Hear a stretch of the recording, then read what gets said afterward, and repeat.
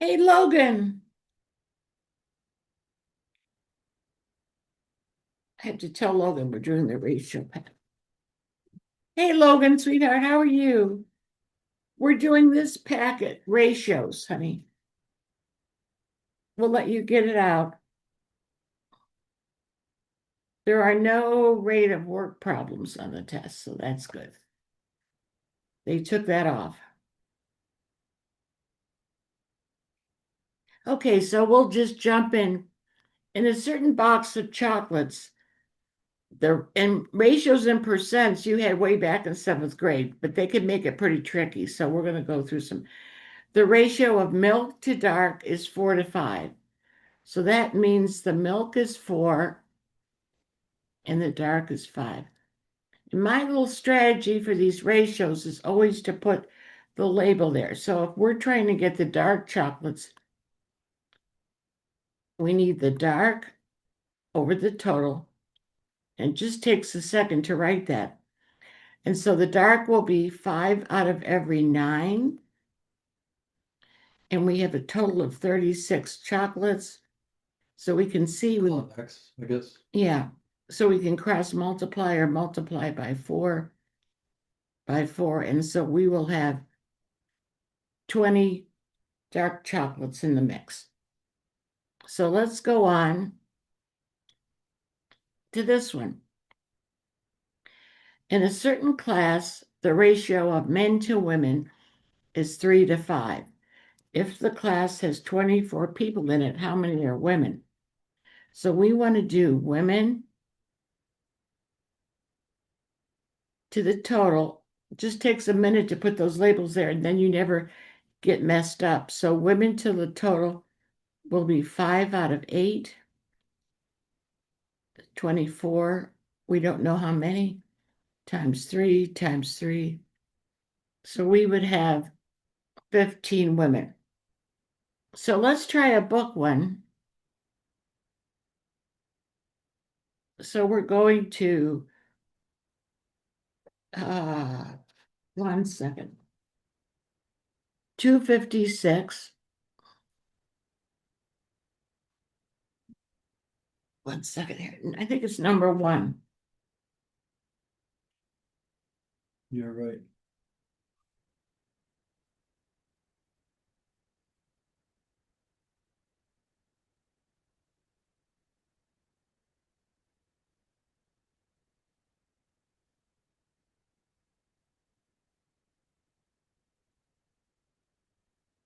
So it says on Thursday, 240 adults and children attended a show. The adults to children was 5 to 1. How many children attended the show? Well, we want to do children. We have to do this is a little trickier. Children to the total. So that'll be 1 out of every 6 people is a child. We know there's 240 people at the show. So this will be, Call it X, I guess. yes. So then we can cross multiply times 40 times 40. And so it will be A40.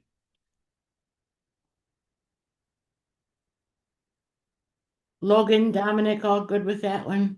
It's a little tricky, I know. Okay, let's go on to the next page. In the packet, I meant.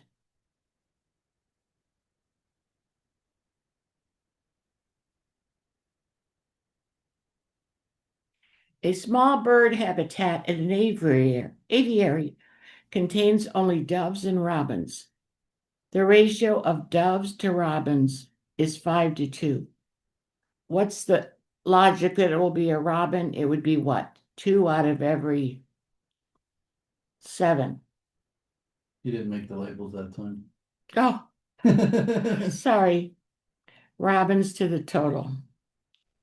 Okay, this next one is trickier.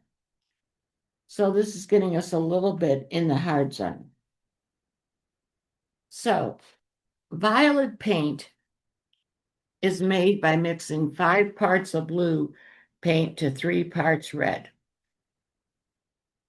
So we're just going to do See if you, this confused a lot of kids when it happened on the test. So blue to red is 5 to 3. So, but here's the limiting factor. We only have 3 gallons of blue paint in our art studio. So the blue is going to limit us because this is our key.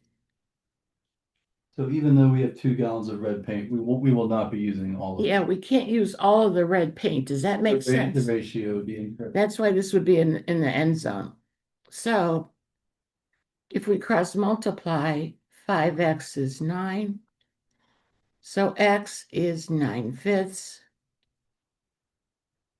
So that means we have 3 gallons of blue and 1 4/5 gallons of red. So we will be getting 4 4/5.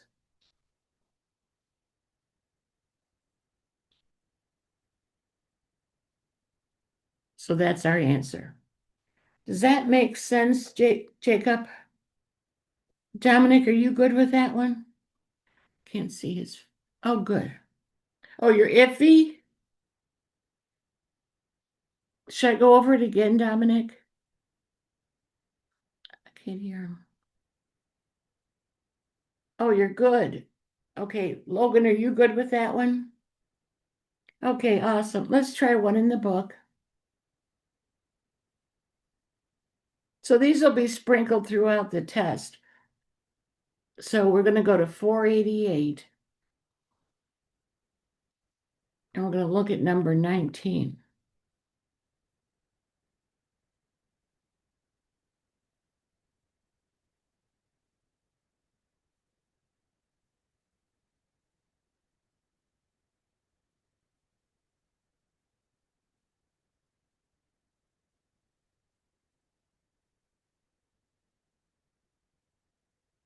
Okay, at a particular track meet, the ratio, so we're going to do coaches to athletes. And there's 1 coach to 26 athletes. That makes sort of sense. We don't know how many coaches. They say ex-coaches. Yeah. So we're trying to, we don't know what this is. Let's call it Y. Because you notice there's a variable, they kept a variable in it. So now we're just going to cross multiply the same way, but we're going to solve, or we could make this an A for athletes. They changed this up on it a little bit. So that'll be 26x equals A. And that's it. And that's our answer. 26x, which is B. Thank you, College Board, for 10 points, right? Not so bad. You can mumble that to yourself on test day. So back to the packet. Whoa. Okay.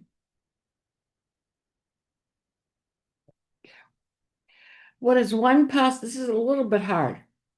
What is one possible number of gallons of oil? So we have oil to gas. That's not too hard to write.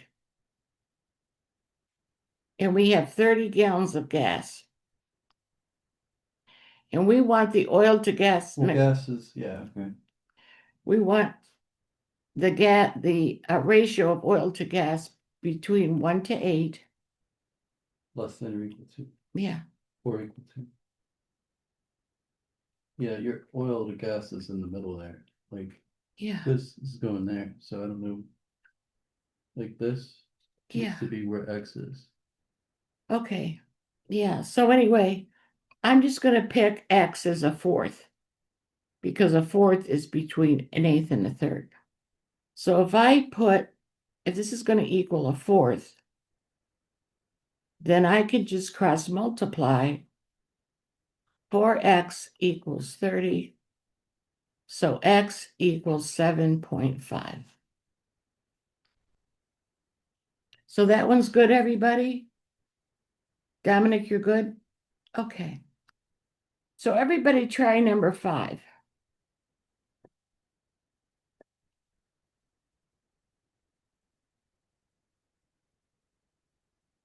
So just try number 5 on your own. You're trying to get peanuts to the total.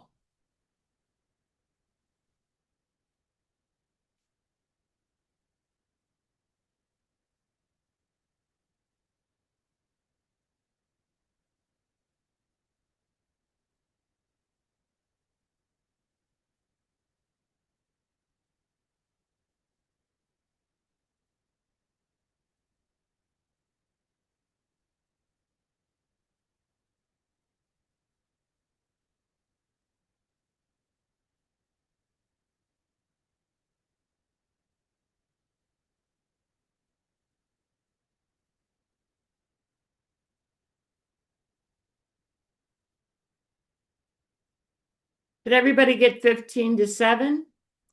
So now, see, the whole thing is that if you wait, Jacob's working on it. Good job. Good, Dominic. Then when you see one of these on the test, your muscle memory will just click in. Okay, let's go to the next page. Another type of ratio problem involves calculating a possible total with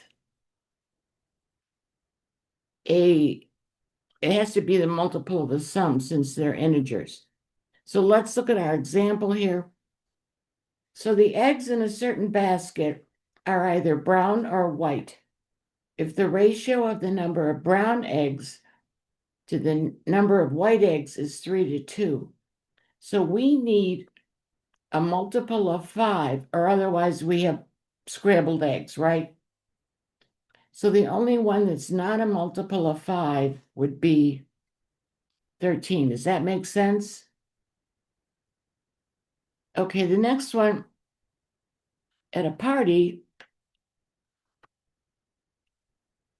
thank you, the ratio of blondes to redheads is 4-5. So we need a multiple of 9, or we would have a bloody blonde CSI problem, right? It has to be an integer, people. So the only answer would be what, Jacob? The only multiple in 9 that's there is 25? Wait, no, 27. 27. That was Yeah. dumb. Now, speaking of hockey, after a rough hockey game, Blake finds that he has 3 bruises for every 5 cuts. Did you know they lost 3 teeth on the ice on Sunday? So the tooth fairy had to run out there and do something. Was it the same person? I think one person lost 2 and a Canadian lost 1. But Oof. it's job hazard when you're fighting that hard, I guess. So we have 8 wounds, but at least we don't have any concussions or broken legs or anything. So the only multiple of 8 there would be what, Logan? 8 goes into what number there? 32. Yay. Okay, we're good. Okay, let's go on to the next page. We haven't seen any of this hard, so we're not going to try this. So there's another type of trap used by SAT test writers to trick you into misusing numbers. And let me just see here. Whoa. So let's look at this example. So Becky's coin collection, she has quarters. We could just do quarters, dimes. And then I'm going to put the dimes to nickels below so it's all aligned here. So the quarters to dimes is 5-2. The dimes to nickels is 3-4. But we have a problem here because the dimes are not equal. Does everybody see that? So we need to get a common denominator between 2 and 3, which would be 6. So if we put 6 here, we're multiplying this times 3 and this times 3. we have a 6 here, we're multiplying this times 2 and this times 2. So now the 6's match, and so our quarters to nickels would be 15 to 8. Does that make sense? Make sense? To get the dimes equal, then everything's all right. Okay, so let's go to the number 1 on the next page. At a fruit stand, the ratio, so we're doing apples to bananas and bananas to peaches. So the apples to bananas is 7 to 6, and the bananas to peaches is 4 to 3. So our bananas are not equal, so we're going to, common denominator would be 12. This is times 2 times 2 times 3 times 3. So the 12s now match. So apples to peaches would be 14 and 9. So that's good. Another one just with variables. So x to y, y to z. So if x to y is 4 to 5, y to z is 1 to 2, we want to get x to z. So we can multiply this by 5, and then these 5s match up. And 2 times 5 would be 10. So we would get 4/10, which isn't here, but we don't panic because on a middle to hard one, we sometimes have to reduce it. Dividing by 2, it would be 2 to 5. Does that make sense? Okay, it's just, dusting off this stuff because you haven't had it since probably 7th grade. So for a question like this, I always pick the smallest person. So in this case, that'll be Rachel, and I'm going to pick numbers. You could do algebra too as Yeah. well, right? Yeah. So let's say Rachel runs 2 miles. Emily runs 3 times the distance that Rachel ran. So picking a small workable number for the lowest person, Emily could run 6. Charles runs half of Emily, so he's 3. So if we want to do Charles to Rachel, that'll just be 3 to 2. Thank you, College Board, for 10 points, right? Okay, the ratio of x to y is 3 to 5. And the ratio of y to z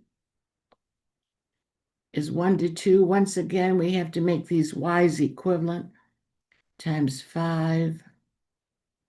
So this will be 3/5 times 5, so that the 5's match. 2 times 5 is 10. So x to z would be 3 to 10. Not so bad, right? Okay.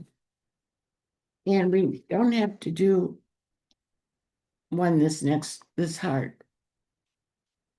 Did we do 719 number 7? Let me see. I don't know if I just did that one. No, let's try a book one. So we're going to go to page 719, number 7. Like I said, the big thing with this packet is there's some hard stuff at the very end.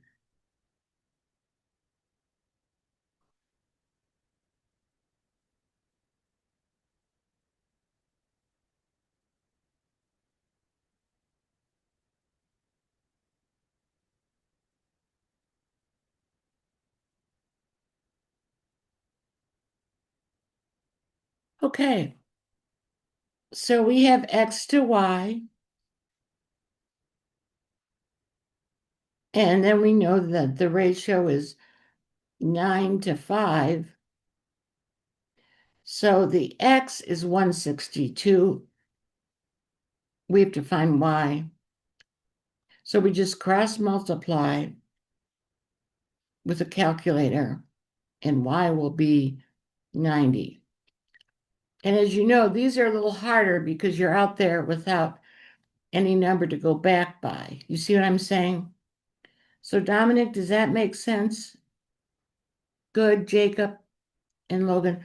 So the whole commercial, I know it seems stupid, but if you put these here, then you won't mess up. Because they probably have that wrong. Well, that one's a colon, so it's a little bit harder. Okay, so back to the packet.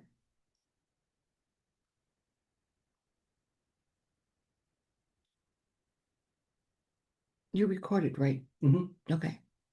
So this one is using, sometimes if they have the word ratio in, it makes more sense to do some algebra. And here's an example. The angles of a triangle are in a ratio of 1 to 5 to 6. By the way, we only have 2 more classes left. So this is the home stretch. Don't give up in the home stretch. So 1x plus 5x plus 6x. We know from the triangle lesson that's 180. 12x is 180. So x would be 115. And we want the big winner. So 15 times 6. The big winner would get 90. So that makes sense, right? To use a little algebra. So we can go on to the next page.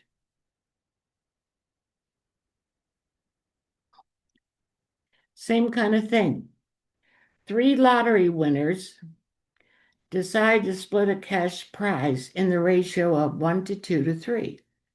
So that'll be 1x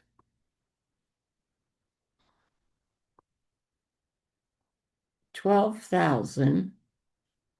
So that's 6x. So we get each little component. So each component will be 2,000. And we want the big winner. So 3 times 2,000 would give us 6,000.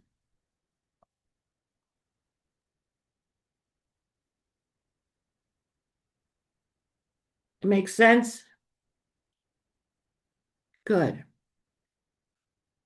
Okay. Like I said, this isn't an awfully long packet, but it's just brushing up on this stuff, and there's some tricky stuff coming up. But the measures of the acute angles of a right triangle. So we know that there's 90 already taken up. So the acute angles are in the ratio of 4 to 5. So that'll be 4x plus 5x is 90 degrees. 9x is 90. So x is 10. And so our smallest angle would be 4 times 10, which would be 40. Does that make sense? Okay. Now, proportions is the same kind of thing. So the same thing holds that we put the labels on. So if we have chocolate to money, because that only takes 2 seconds to write on your scratch paper.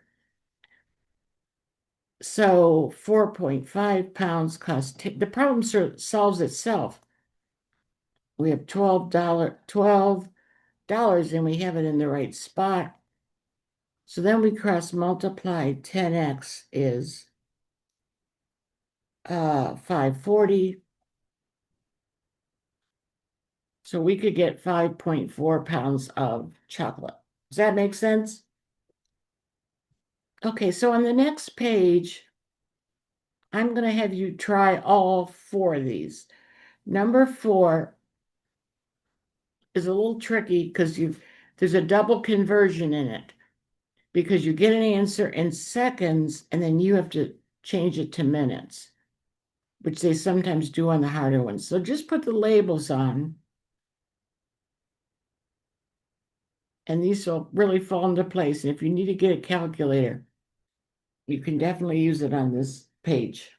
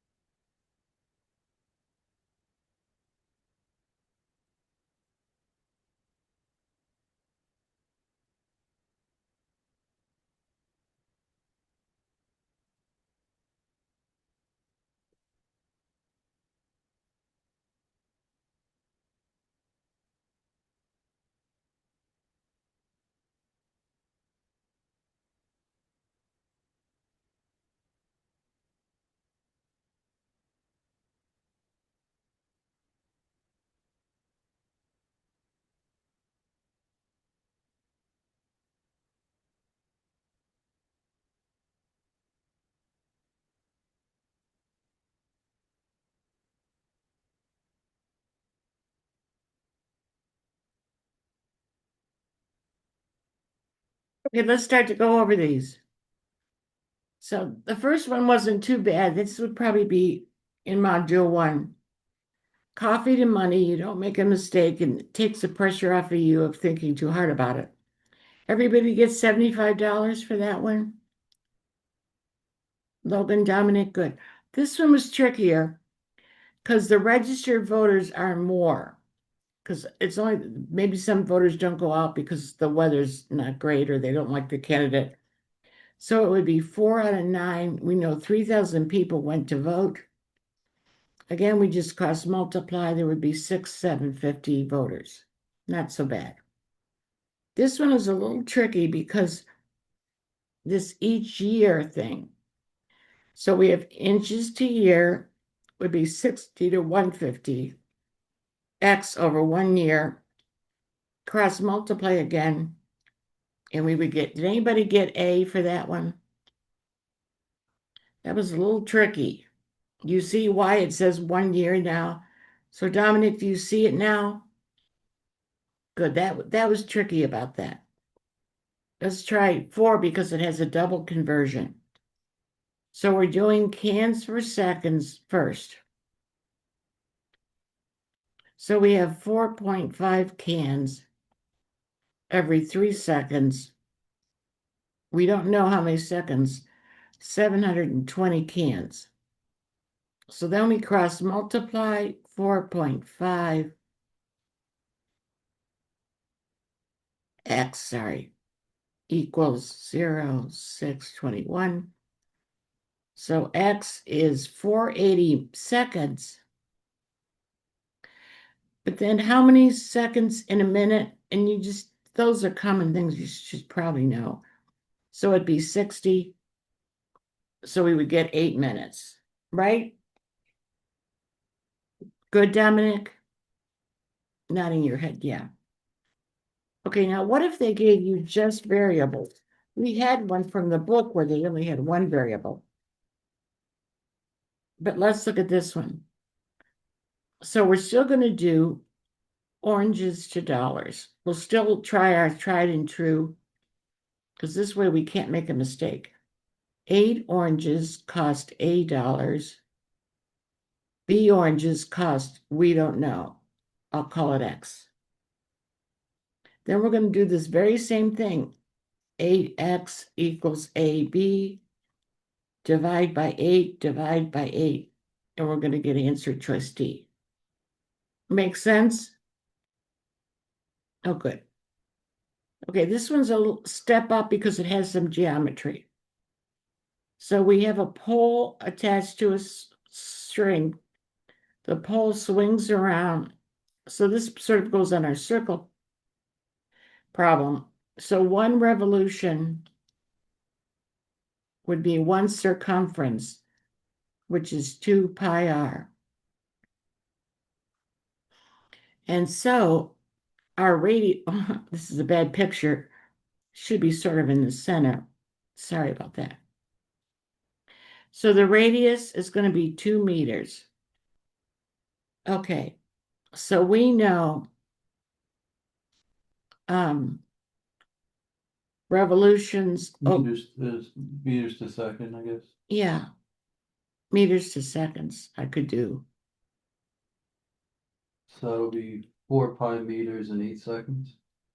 Yeah, so it takes 8 seconds. Our radius is 2, so that's 4 pi.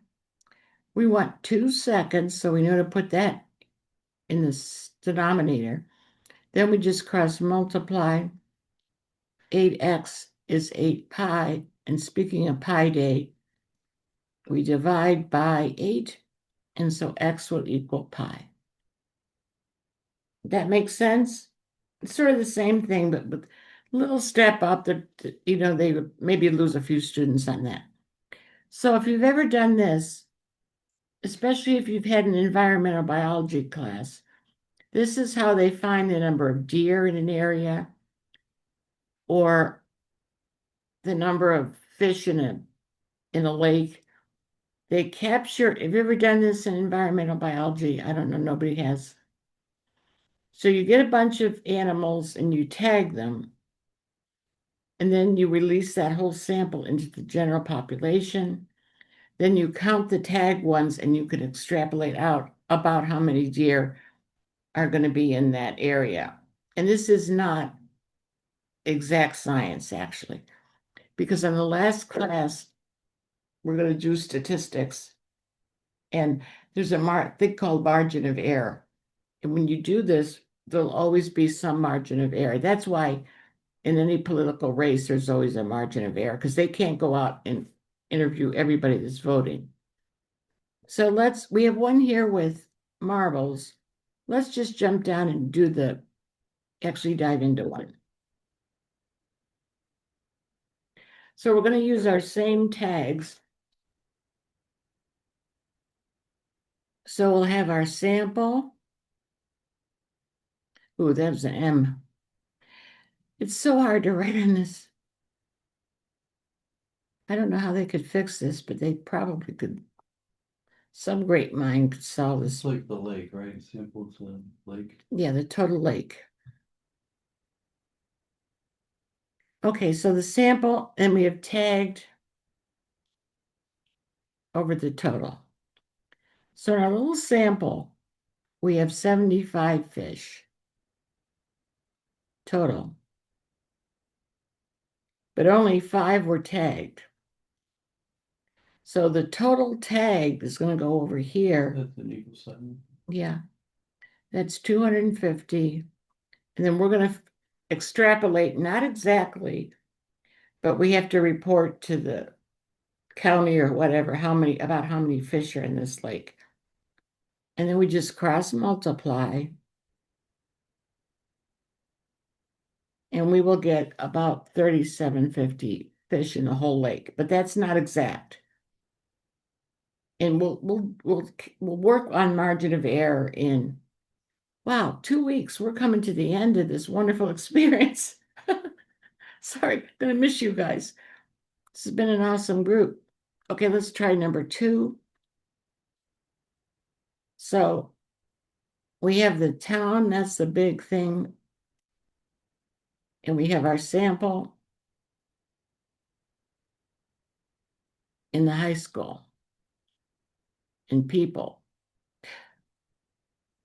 So our little sample, we went through 200 people and we found that 40 of them were in high school. And that's a pretty high ratio, I think. Nowadays, it's mostly older people like me that take up the bulk of the things. So that's 4 over 200. We know the whole high school has 1,200 students. And so now we can figure out how many people, and we're just going to do the same thing. 40x equals, and that's going to be, this is going to come out to 6,000 because this is 24,000, right? 2,400. Or no? Times 200. Oh, sorry. Yeah. So that's not so bad, right? So we're going to, 240,000. yeah, so we're going to go to one more book one and then we'll move on to percents. So the book one we're going to do is back. 1 second. So this, like I said, this is mostly a refresher. So I want to go to 257 because there's something a little tricky here.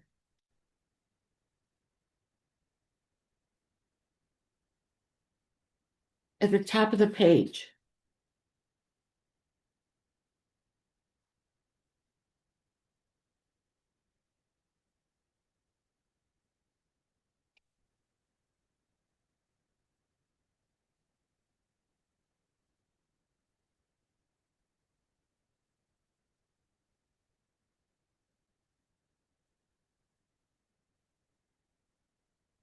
Okay. So this one says, on an architect's drawing, in 1 inch represents 3 feet.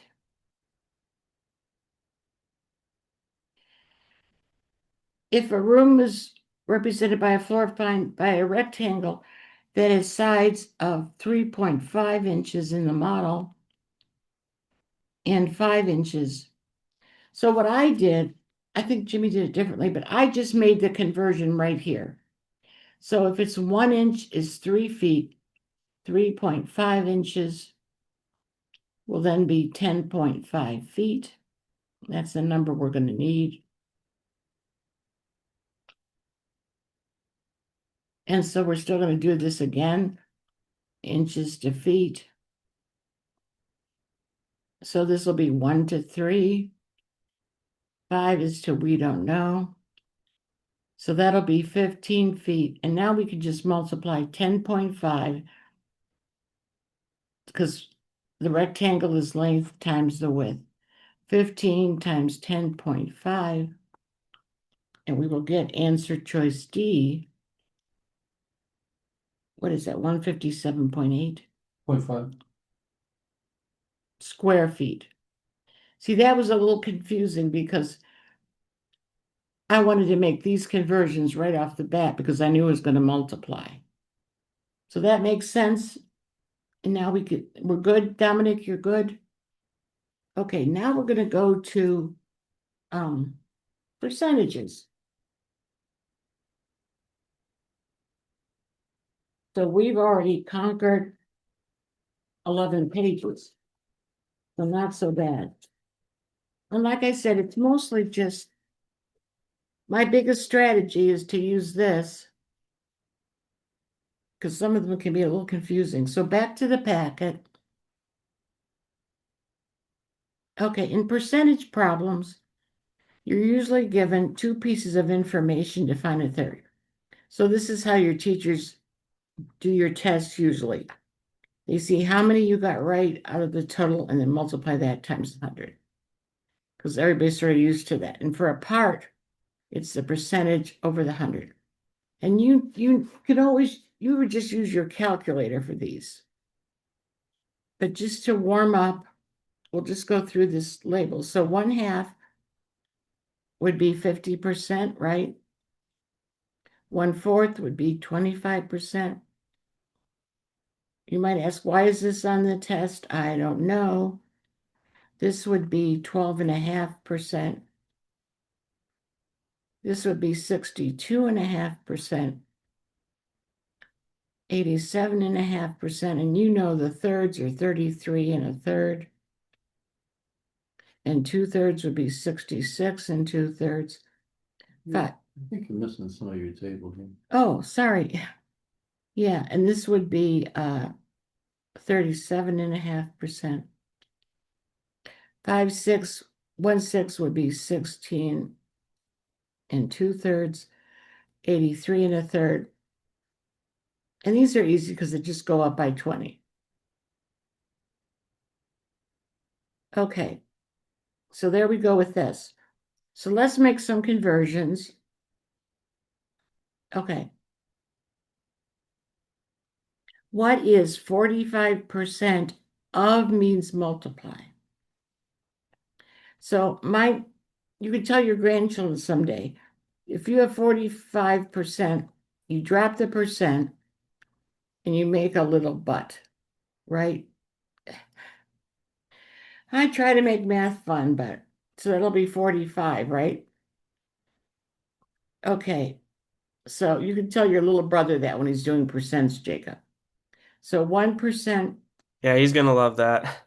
you tell the teacher, and you make a little but or move it over 2 places. That's 0.01 times 600. This is what my big brother told me to do. Okay, so for this one, this would be 0.6 times 0.5 times 30. Just put it all in the calculator, it'll be 9. This one's a little deceiving because if I had a glass of water and I put salt in it, if I put 1/4 of the glass of water with salt, would you notice it? Yes. But if I only put 1/4 of a percent in the water, it would be so nominal you would probably, that's a good vocabulary word, that you wouldn't notice it at all. So we would have 0.25%, drop the percent, move it over two places. So that'll be 0.0025 times 4, and that's going to be 0.01. And this is how your teachers do your grades. 9 out of 25 would be 0.36. It wouldn't be a very good quiz grade. You'd get a 36%. Okay, so that makes sense.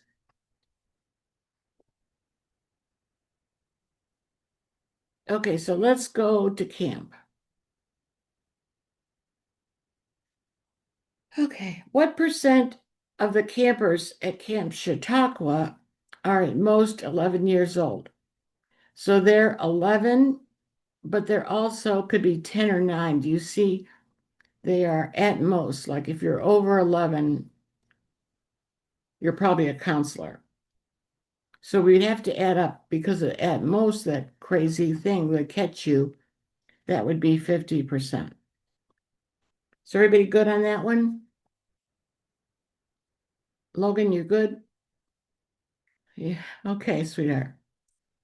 All right, so this one,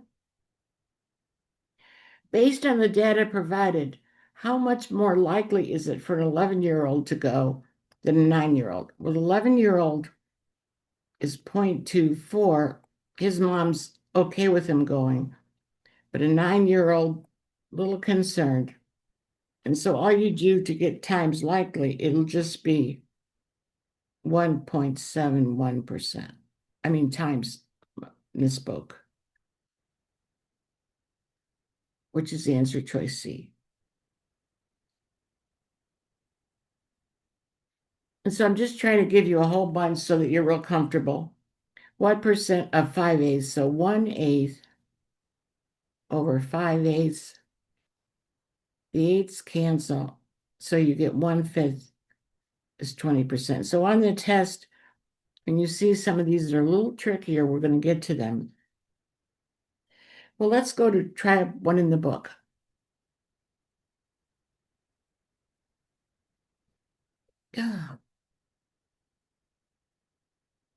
So we're going to go to 846, and we're going to try number 16.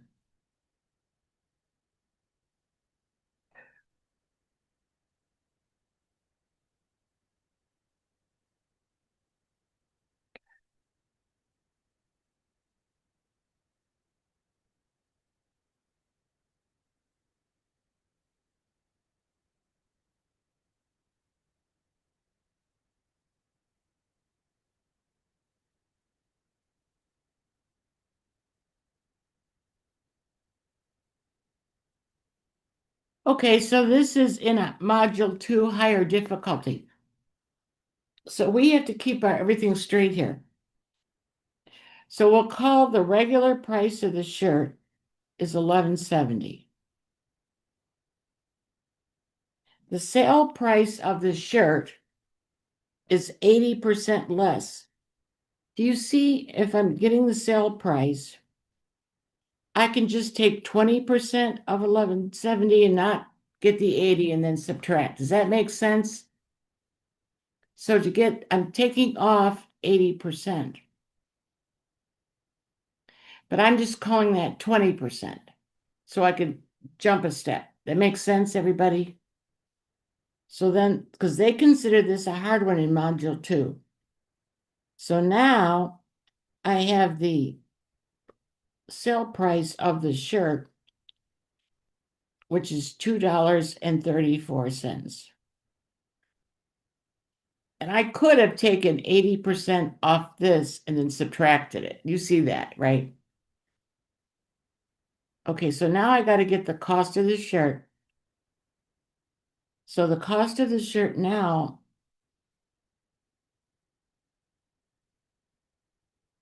the sale price is 30% greater than the store's cost. So I know the equation would be 234 is 1.3 C. the cost. Yeah. And you see why I put the 1 here? because I have to get the whole cost of the shirt. And you probably haven't done this in a while. So then I just divide by 1.3. And the shirt only cost, if you can believe it, $1.80. So you wouldn't put the dollar sign on there, right, Jim? No, just put 1 point. But you see, these are the hard ones because that's the only one on these 2 pages where you're just out on a limb. Does that make sense? Let's try another hard one on the next page. This one is really diabolical. I think this one is nasty, and I'll show you why. If a math problem can be nasty. They Oh. most certainly can. Yes, they can. So we're looking at 22, the hardest question, on page 847. So you know, at the end of the test here, that's where you're going to have the traps and the jazz music. So let's look at this one. I bet you a lot of kids miss this. So here's our table. I'll try to replicate it here. So there's some kind of election. We have Angela Cruz and Terry. So there's going to be something nasty about this last problem. It can't be a piece of cake. So 43 and 320. So let's see what they're trying to do here. The table shows the results of a poll. A total of 803 voters selected at random were asked which candidate they would vote for in the upcoming election. So, according to the poll, so we're going to do the total in the bottom. The tricky thing is the top is Yes. gonna be by how many votes to the total. Right. This is the tricky part. By how many votes? Does everybody see that? It's so we can see if Angela's 43 and 320, then it was only by 153 votes. 62. Oh, sorry, yes, sorry, 163 that she won over the total, Total voters was 803, because I had to add these up. and then that's equal to X, we don't know. Yeah, X, we don't know, yeah, um, over the over total. 6424. Yeah. Now let me stop you there. So, Logan, do you see that it's the amount of the increase? So that's why this problem was nasty. Because a lot of kids would just put Angela in there. You see it too, Dominic, the trick? Jacob sees the nastiness. Dominic, do you see it? I can't see Dominic. Thumbs up? Okay. Then we just solve for X. But and it would be B. But I like to give you the hard ones because we're aspiring to some real high scores here. Okay. All right, so that was a bit of an exercise. We'll go back to the packet. And we're going on to number 4. So take some time and try this one. If 48 of the 60 seats on an airplane were occupied, what percent were not occupied?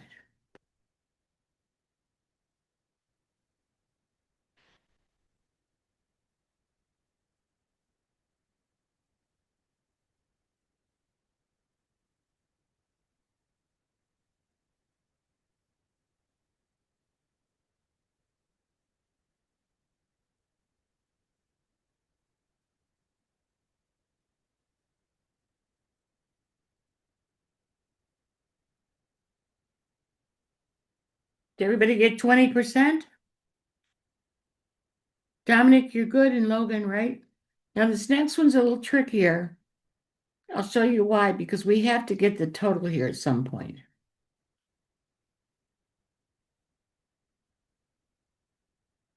Okay, so let's read the problem. The graph above shows the percent of fifth graders at an elementary school who have the indicated number of pets in their home. 60 of the fifth graders have one pet. So our job is to get the total.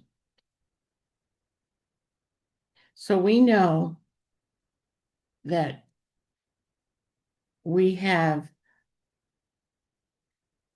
0.3% of the total, or 30%, is 60.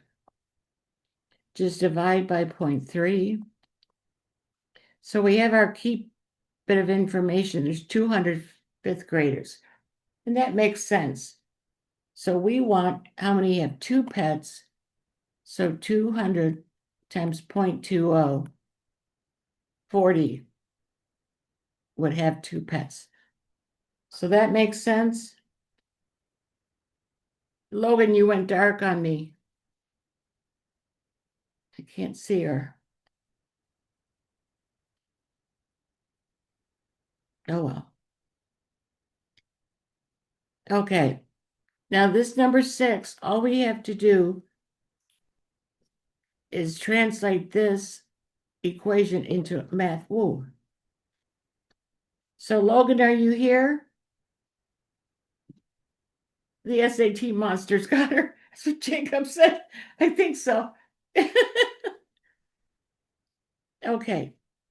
So 25% would be 0.25 of is times 60 is equal to, would be this.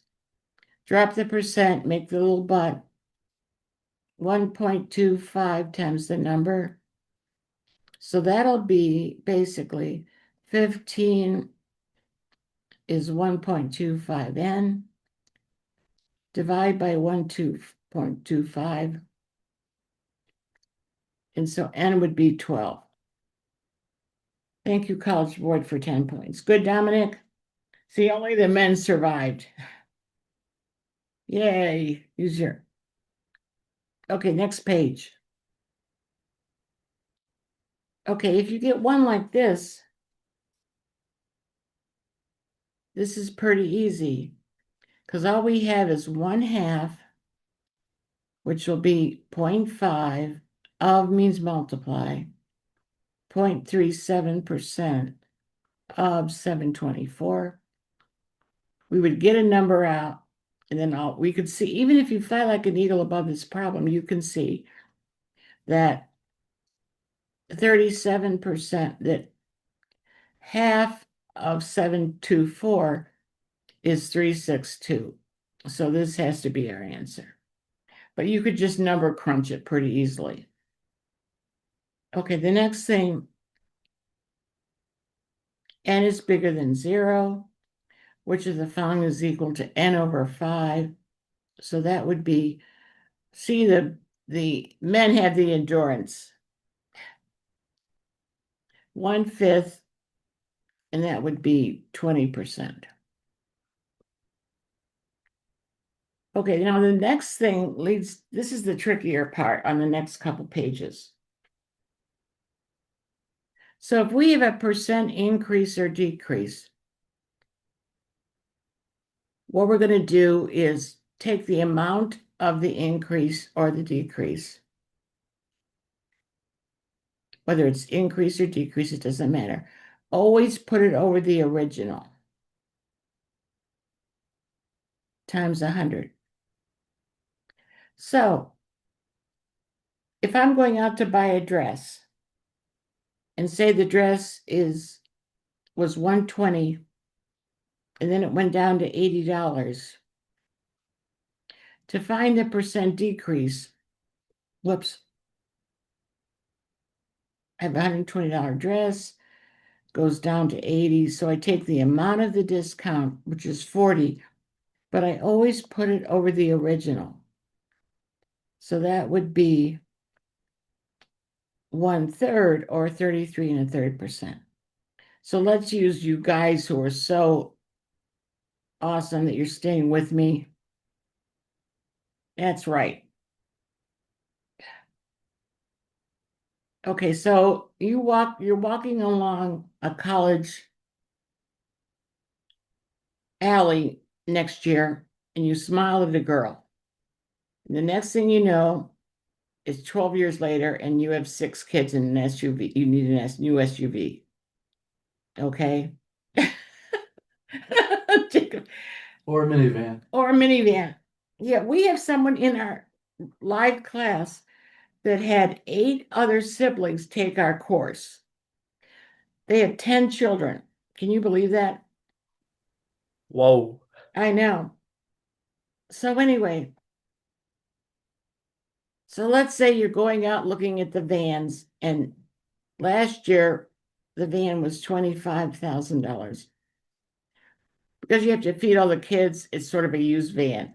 Now it goes up to 40,000, but you love every one of them.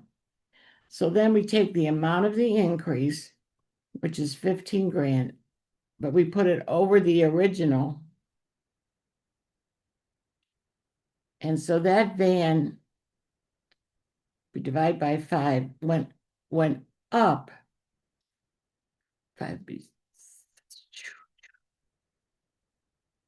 3/5, or it went up 60%. Does that make sense? Always over the original. So this little jacket here, a jacket is marked down from 120 to 100. So it goes down $20 over the original. So that's 1/6 or 16 2/3%. So on the next page, okay, the price of a newspaper goes from 5 cents to 15 cents. So the amount of the increase is 10 cents over the original, which is 5, and that's going to be, it went up 200%. Does that make sense? Okay. So using this information, and they're going to give us the formula. So basically, the GDP, I want to give you a book problem. Hi, Logan. We were worried that Jacob said the SAT monsters got you. Sorry. They didn't get her. They didn't get her. Hallelujah. She's back. We were worried that some monsters just took you away. So we know the formula is, we're on number 2 on this page, and the break is coming in about 20 minutes. We just have a couple of hard things to go through. So the GDP per capita is going to be the whole population. No, the whole, Yeah. I'm GDP. sorry, the whole GDP over the population. So if we read the table right, in 2000, okay, in 2000, the GDP was $26,000, and that equals That's GDP per capita. per capita, Yeah. per person, yeah. Right. And so that's the 130 million over X. And then we would just cross multiply, put this over 1, and X would be $5,000, right? 5,000 people. 5,000 people. What am I talking about? Okay. I'm going to have you try a hard book one in a second. Okay, now this one's a little more number crunching. I'm going to crunch the numbers for you because I don't want you to get tired out. So here, in 1990, we have 32,000 equals 128 million over X. And so in 1990, there would be 4,000 people. And then in 2010,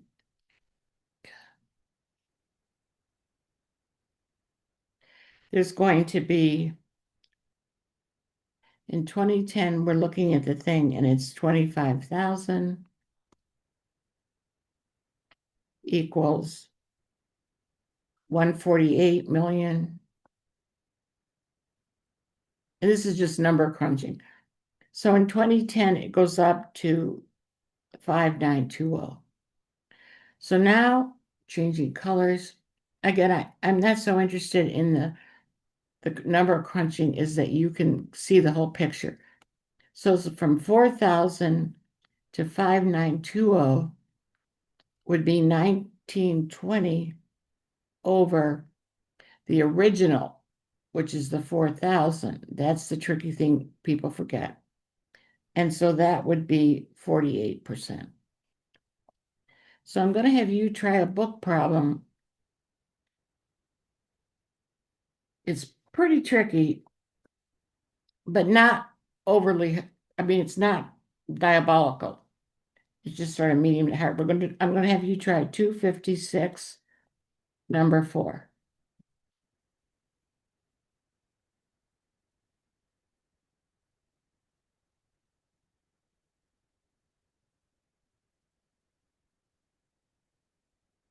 Oh, you did, I think you mean Oh. Wait a second. maybe 258, because we did that one. Okay, sorry. And it's number, well, there's a hard one and then like an easy one. I guess you do mean number 4.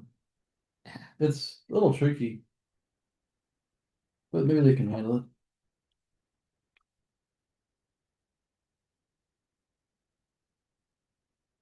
Yeah. So we want to do number 4. So we have County Y has 2 districts.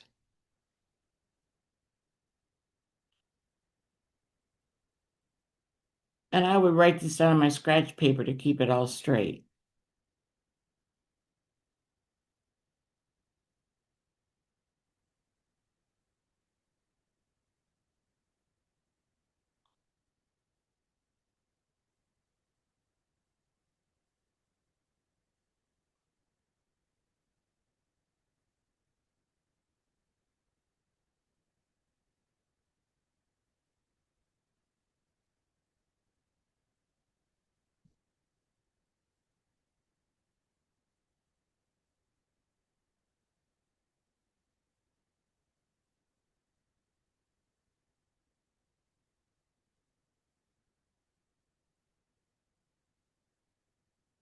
And we're going to combine them.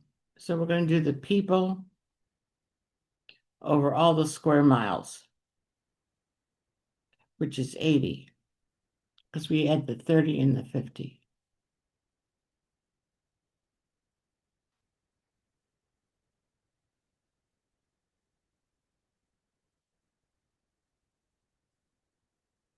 Those aren't all the people. What, that's the people from District 2. Yeah, Yeah, you need to add that to the people in District I 1. know. Okay, so what's that total? Sorry. 25,600. Thank you. Okay, did anybody get 320? No. Okay, so let's look at District 1. So we have just plowing through all those words. That's the hard part of this. So there's 370 people per square mile times 30 square miles. So all the So the people, square miles will cancel and you're just left right, with people. right. So we know we have 11,100 people. Yeah, if I did it dimensional analysis, it'd be people per square mile.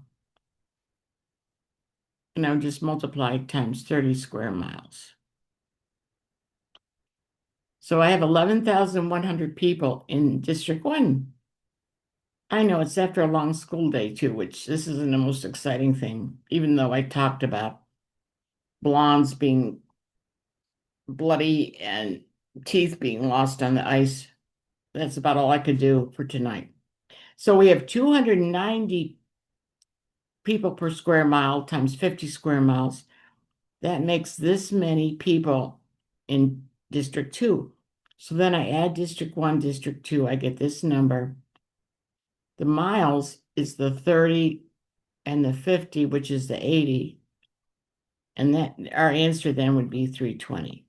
And it's people per square mile, which is what we wanted. Right, people per square mile. Does that make sense, Jacob, now?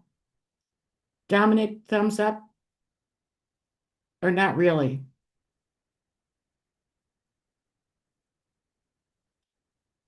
Okay, let me go through. Logan, you're good with this one?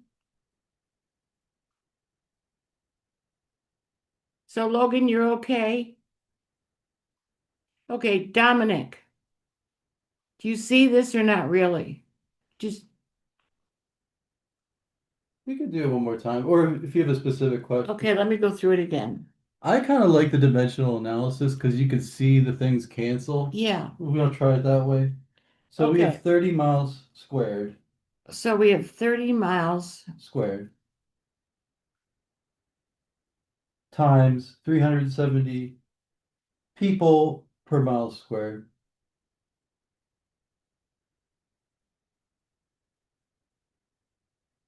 And that equals 11,100 people. people.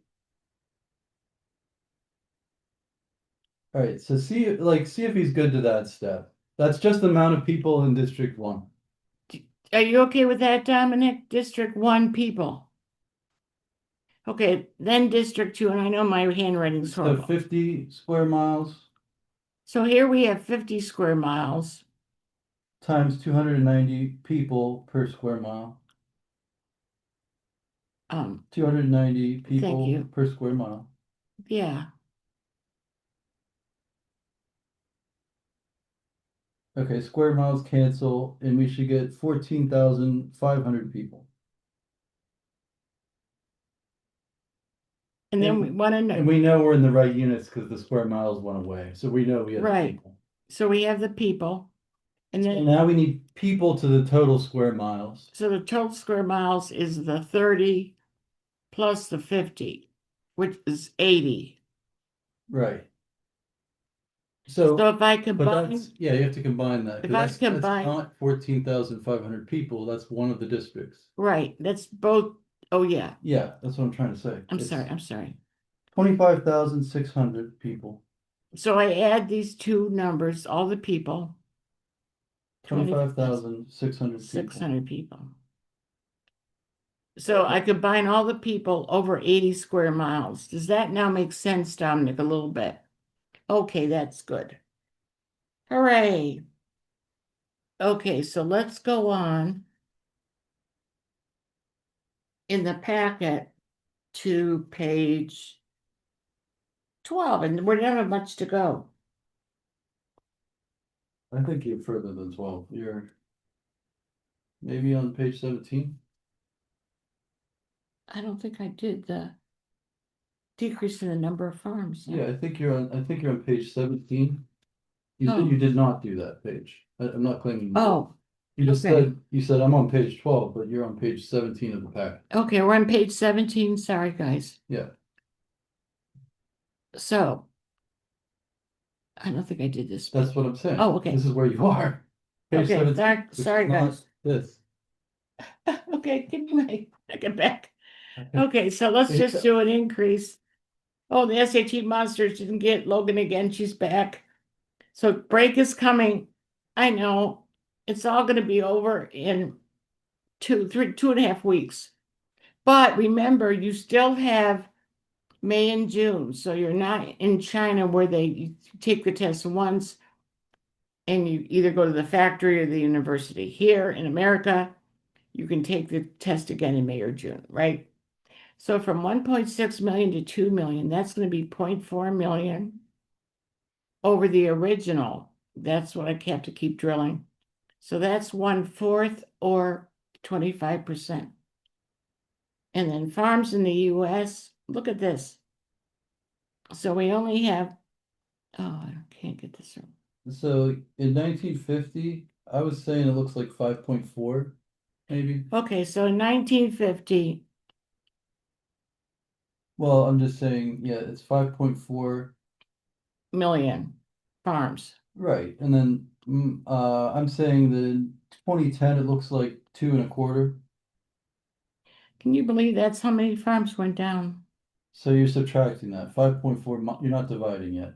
I know. 5.4 minus 2.25. 2.2.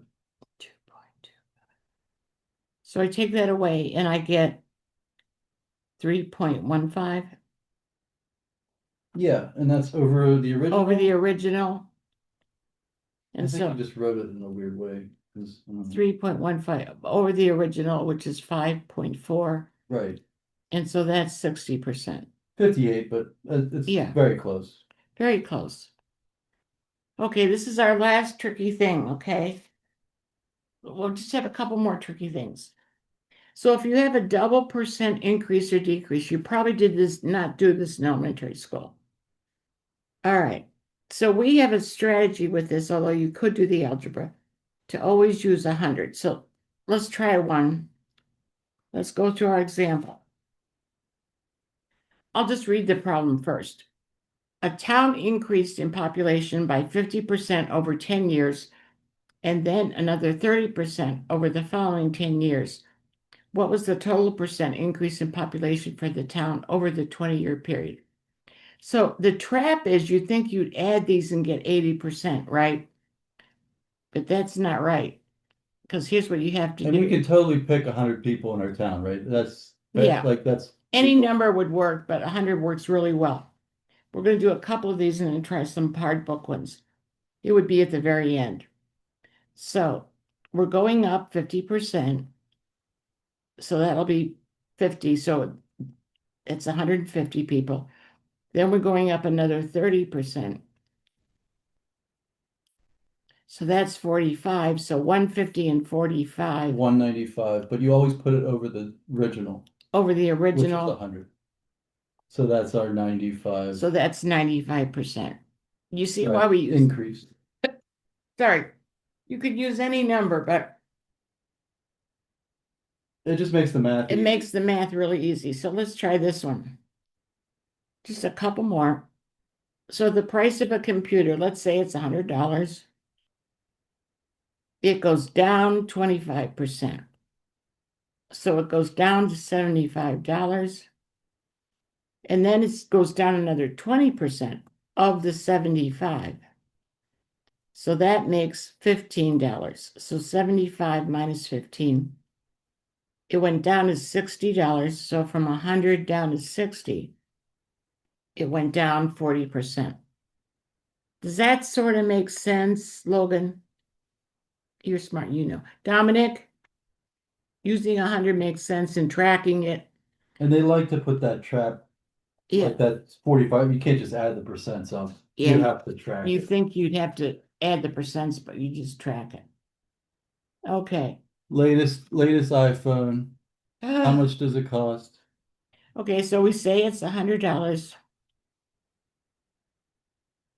That'd be a deal. You're increasing by 10%, 10%, so that goes up to 110, and now you're decreasing by 25%. decreasing by 25%. So that's 2750. Yeah, so 110 minus 2750. Goes down to 8250. And so we know the phone costs when what percent of the original was 8250. Makes sense? So we're going to try some book ones and you'll see how they're pretty hairy if you don't use the 100. So let's go to page 276, I think. Almost done with the math, guys. You've been troopers. I think you're doing 277, and you might be doing 13 and 14 if you're Yeah. doing these ones. Yeah, let's start with 13. So you can either do the algebra or you can pick numbers. I prefer the algebra. Mrs. Hustler loves picking numbers, so you can just pick which way you want to do it. Yeah. We'll give you both ways ultimately. Yeah, so here's my picking number ways. Let's go to number 13. The number of crane flies in a wildlife sanctuary is 30% less than the number of ladybugs. So let's say the ladybugs By the way, I wish I could be a ladybug on your computer screen for just a couple seconds on March 14th so I could see the questions, but you probably just brushed me off. Did you know that's Pi Day? There goes Mrs. Hessler. Okay. Yes, I've said it's Pi Day. That is Pi Day. We told them it was Pi Day. So How many ladybugs do you have? I have 100 ladybugs. Okay. Then the crane flies. See, this makes it real to me, where the algebra. We'll give you both ways. So the crane flies are 30% 30% less. So we have 70 crane flies. Okay. Then the honeybees, there's a lot of them. Okay. So the number of honeybees is 85% greater than the number of crane flies. So honeybees will be 1.85 C for crane flies. times the crane flies, which is 70. So I will have a whopping 1295. You had 129.5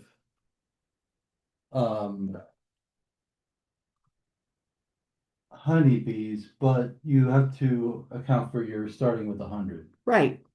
I'm not there yet. Okay. So I divide by 100. How many times you would put in 1.295? And that's a problem you probably didn't get in school. Can I give them the algebra? Yeah, thing? we'll let Jimmy do the algebra. I'll just read it. You can write it. It's not hard. Okay. So C stands for crane flies. C equals 0.7 L. That's your ladybugs. Okay. H equals 1.85 C. Now, using substitution, H equals 1.85 times 0.7 L. H equals 1.295 L. L. Yeah, and that's what we wanted.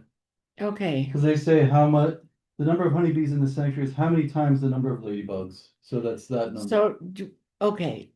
And why don't you pull the audience? Which way do they like? Who likes picking 100? Yay! Jacob's with me. Jacob said, who likes the Who algebra? likes the algebra?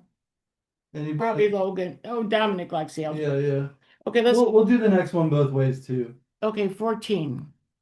You can pick a number or you can do algebra, whatever. Okay, ready?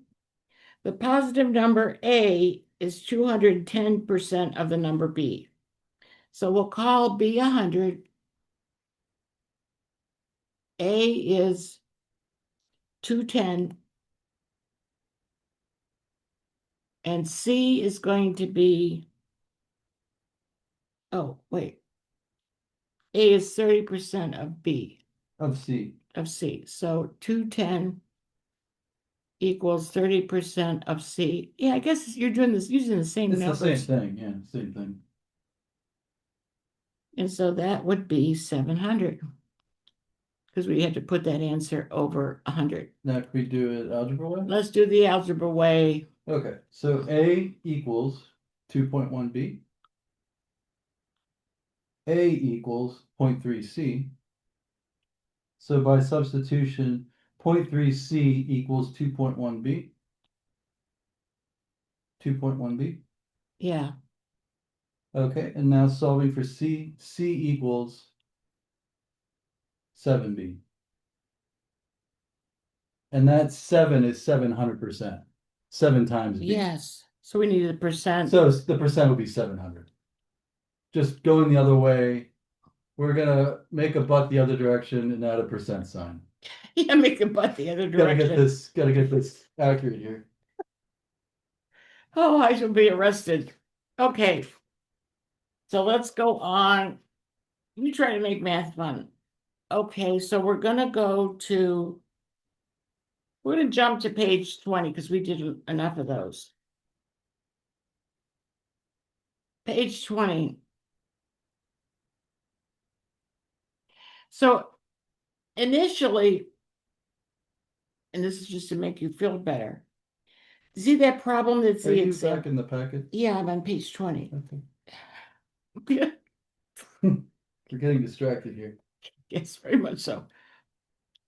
Okay, so initially they sent us some problems and they said, oh, with millennials, we're going to do something this bad, but they never ever do it. We're going to try, they usually do just like a couple. So we'll try one in the book in a second. So let's go to this one. Number one. Ugh. A box containing cotton balls of uniform size and weight. So I'm just going to do my regular old thing.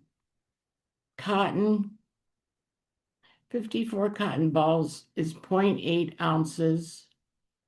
Whoops, I want that to be ounce. Ah, 1 second. Ah. Cotton over ounces, 54 over 0.8. We want 2 pounds. Would you ever hear the expression a pint's a pound the world around? So there's 16 ounces in a pound. And we want 2 pounds. And we want So 2 that's pounds. 32 ounces. 32 ounces, X. And so we would just cross multiply and we would get 2160 cotton balls. And see, because of us doing this, we thought there would be one this hard, but there isn't. So I want to show you what you might face on 965. They don't make you do them that big. So we're going to go to page 965 and try number 21.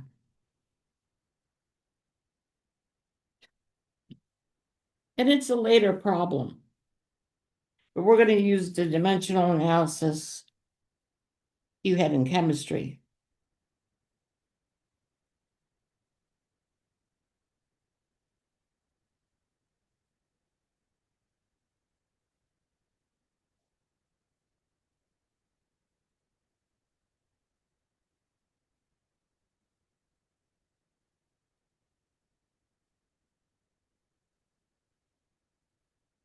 Okay, so you can see we're in high difficulty at the very end. And just so you sort of know, if you want to get catapulted to the second module, you usually have to miss 7 or less questions in module 1, just so you have a frame of reference, To get bumped to module 2, you have to miss 7 or less. Okay, so for this one, the area of a rectangular region is increasing at a rate. So it's 250 square feet in 1 hour. Oh, so they give us a conversion rate, but it's not what we ultimately need. Right. So they tell us 1 mile, or sorry, they tell us 1 meter is 3.28 feet. Yeah. But we need to convert that to square feet and square meters. Yeah. Can I give you what it really is? Yeah. So do you see we have to do a conversion? I just can't put, I need, Can I just tell you what it yes, is? yes, tell me what it is. Okay, 1 meter squared goes in the top is 10.7584 feet squared. Okay, so what I Feet did, squared, it needs a label. yeah. And then I just do, Okay, so and then we also have to do 1 hour is 60 minutes. 1 hour, 60 minutes. And all of the wrong units will cancel. So square feet will cancel, hours will cancel, and we should end up in square meters per minute. Yeah, so we're just gonna multiply 10,754 times 60 over 250, and it'll come out to be 0.39 Right. So that's as hard as it gets, but it's a little tricky. I mean, we're at the end higher difficulty, but it could be like that Hubble telescope problem. So all I did was I said, this is how I went from square meters in a mile. Or square meters, you go meters to feet to square meters. Yeah. Square feet. Yeah, I went to, this is 10.74 square feet. Right. So let me just ask, Jacob, do you see that one? Dominic, are you good? Good. Logan, you're good? The last thing is fun, guys. It's just density. And they don't give you the formula, but remember, just like making a little butt, it's mass over volume, remember? Density is mass over volume. So let's go to the last page of the packet. Because it's 7 o'clock. Okay. So the last page of the packet, number 1. So we're going to use the same formula. Do they give you this on the formula? No, I don't know why not. They took it off. I mean, they used to So give, you have to know this. you have to know formula. this formula, but it's, You're in the packet, by the way. oh. Thank you. Yeah. Ah. Okay. So we're doing density is mass over volume. So what volume of silver will weigh 3150 grams? We're trying to get the volume. The density is 10.5 over 1. And I just cross multiply, and my volume will be 300. Not so bad, right? The next one. So we have density, mass over volume, just drilling it into your head. So a diamond is the hardest one, so it's 3.5 grams per centimeter cubed. And the volume is 1.5, so this is pretty easy. I just have to multiply these two. And you're solving for mass, I guess? And I'm solving for the mass, which would be 5.25. What does your hardness song go for the minerals? I'm not going to even Not mention. gonna go there. Okay, so this is our last one. They're making us, and the harder ones, they make us calculate the volume. So it's density is mass over volume. So we know the mass is going to be 50 grams over the volume, which is 2 times 2 times 13, or 52. And water has a density of 1. So wood floats, so it should be less, and 50 over 52 is about 0.96. So the last thing you have to do for me is go try a book one, and then you get a break. So we're going to go to page 374, number 9. And you guys are troopers for staying on. 374, number 9. Ooh, there's also like a really good gift shop one on the same page.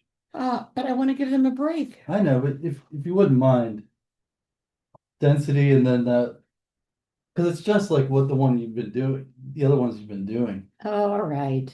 You want me to torture them? Yeah, 9 and 12. It'll be worth it. It'll be worth it. On 374. So they just pepper this stuff throughout the test. Okay, let's start with number 9. So a sample of oak, so we know our formula.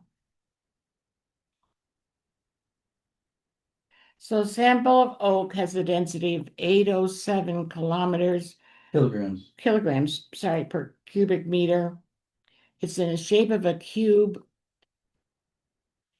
and the edges are 0.9 meters. So we have to calculate the volume. 0.9 times 0.9 times 0.9. Our job is to get how much mass we have. So that'll just be 807 equals 0.729. And then we multiply, we get answer choice A, Mhm. which is 588. So Dominic, you're good with that one? Yes? Thumbs up. Okay, Jacob, good. And Logan, let's try the one Jimmy wants to do. Same page, number 12. Number 12. Oh, Lord, he's working me. Okay. Okay. A gift shop buys souvenirs at a wholesale price of $7. So they are buying these things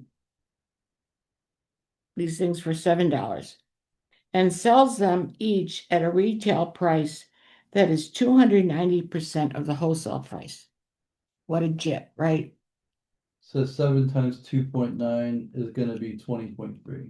So the customers that come in, Yeah, so the So the retail retail price price. is $20.30.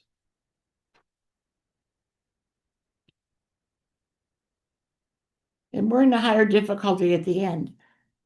So at the end of the season, any remaining souvenir is marked at a discount price that's 80% off. So that means if it's 80% off, it's only 20% of the price. I'm skipping a step here. And so our souvenirs are only going to be 4.06 at the end of a season. Does that make sense, Logan? You good with that one? Jacob, good. Dominic, are you good? More about percents than you ever wanted to know. So we're going to be back. Yeah, take a break, back at 7:15. Okay. So go get something to revive yourself. Thanks for coming. We only have 2 more classes. Next week is functions and then data and statistics and English that corresponds, and then you're into the test. Okay.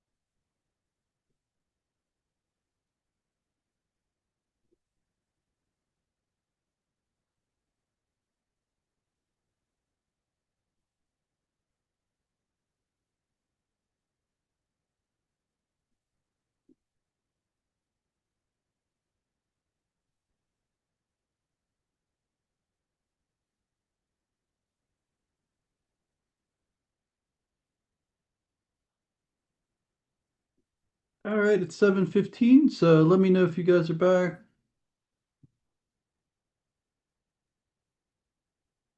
Jacob's back.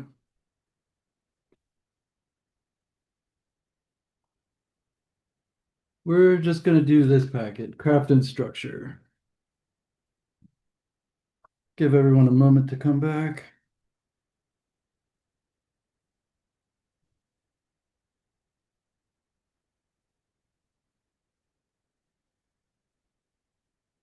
Dominic's back.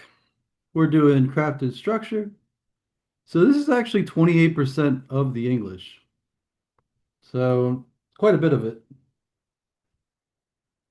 We're going to look at words in context, text structure and purpose, and cross-text connection questions today.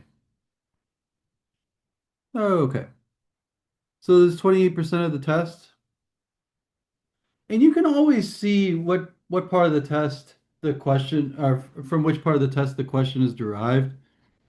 You could say, "Oh, I'm missing some of these craft and structure questions," or maybe you're missing expression of ideas, um, or maybe it's just standard English conventions if it's grammar. But they always give you the breakdown when you take a test, so you could see what you're missing. But these include the sentence completions, which are fill in the blank style questions. These also include synonym questions. So they ask you to come up with a word that is synonymous to an underlined word. So we'll start with the fill in the blank question just because it's such a common question. All right. So here's a fill in the blank question.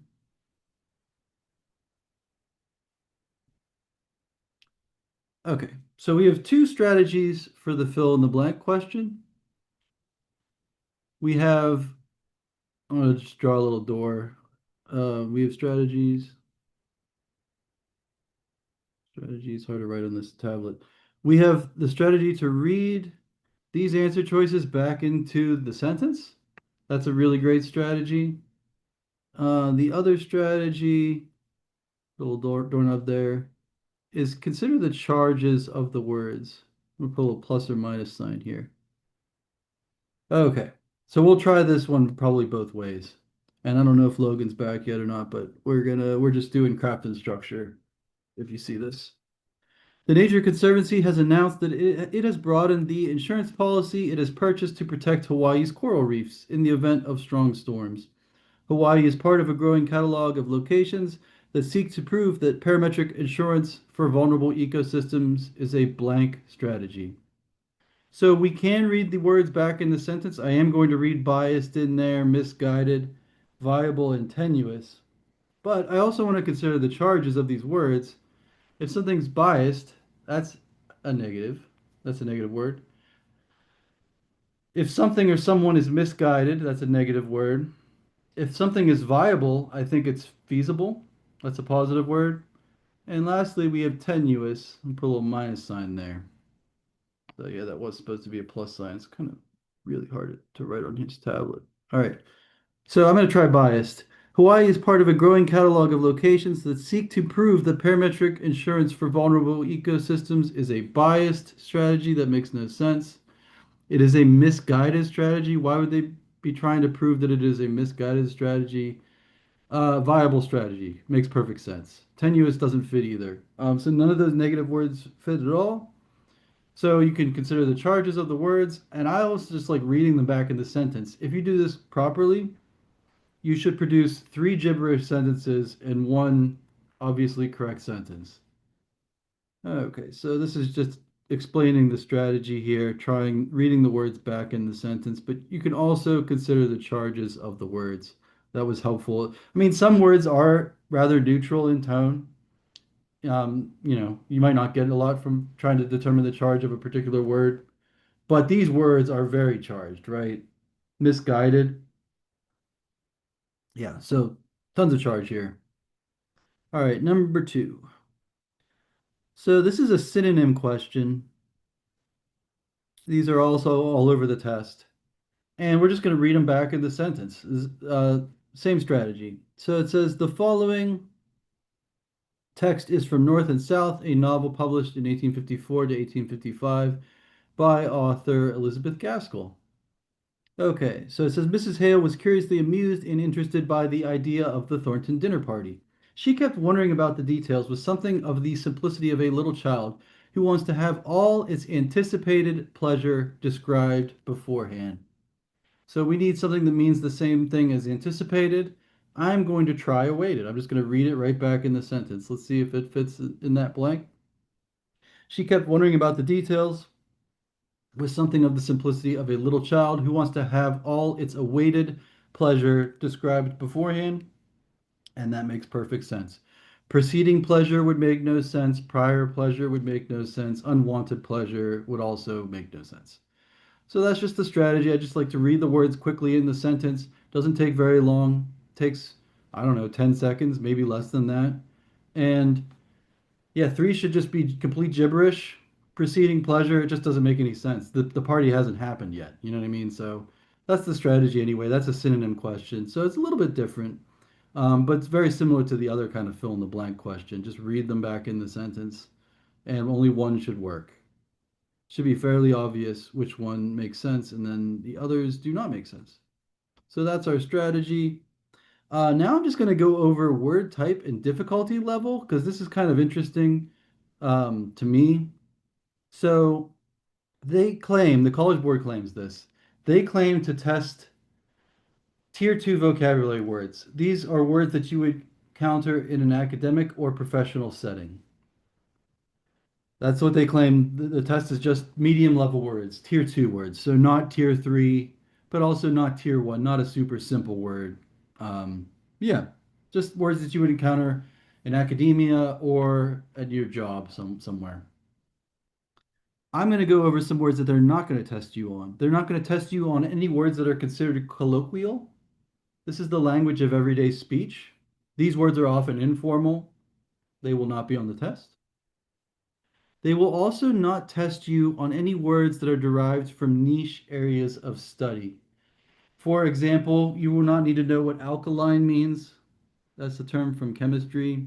You don't need to know what an anode is, a bivalve, deontology, which is the study of ethics, edema, I think that's a medical term. Oh, a lien. If they put a lien on your house, that would be bad. They might take your house. That's a legal term. Oh, jurisprudence. That's another legal term. That's the study of law itself. Yeah, so you don't need to trying to think of what other words. Things that you encounter in biology, mitosis and meiosis, it's not on the test. You don't need to know those meanings. Oh, and then here we go. We're to tier three land.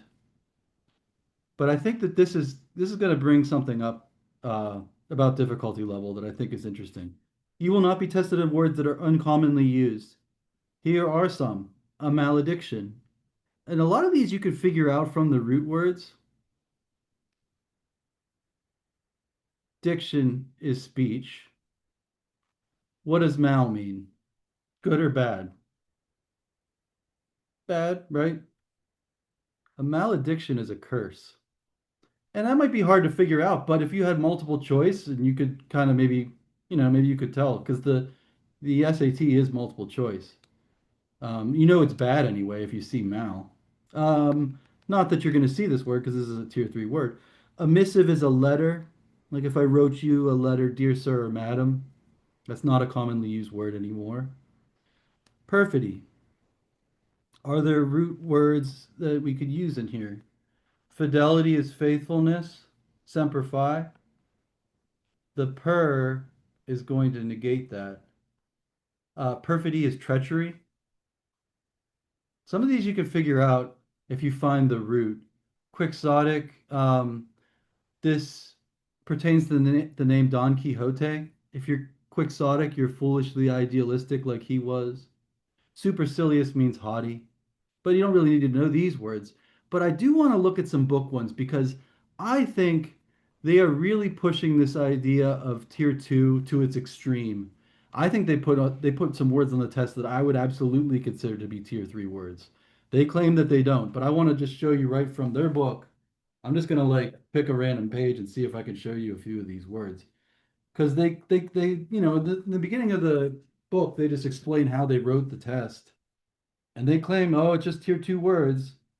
These are words that are commonly used in an academic or professional setting. And then you see some of the words in their examples even, and just like, you consider that to be a tier two word? I would consider that to be a tier three word, or, a rather difficult word. So I'm just going to try to find some examples that they have.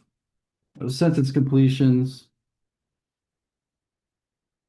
Oh, I found it. Okay, so I just want to look at 2 pages here. I want to look at page 135 because I think this question kind of illustrates another thing that I wanted to show. We'll just do the example on page 135 together. We're also going to do the example from the previous page. Okay, so just find this from the book. I'm going to read the one on 135 first, just because it kind of illustrates something else that they really like to do with this style of question. Here is the passage. This is from the novel Alice Adams. Mrs. Adams had always been fond of vases, she said, and every year her husband's Christmas present to her was a vase of one sort or another. Whatever the clerk showed him, marked at about $12 or $14. As used in the text, what does the word marked most nearly mean? So one thing that they really like to do on the SAT is they like to pick common words like to mark, it's just a verb, but they like to pick an uncommon definition for that word. Like if you picked up a dictionary, they always number the dictionary definitions by order of frequency, and the most commonly used definition for a word comes first.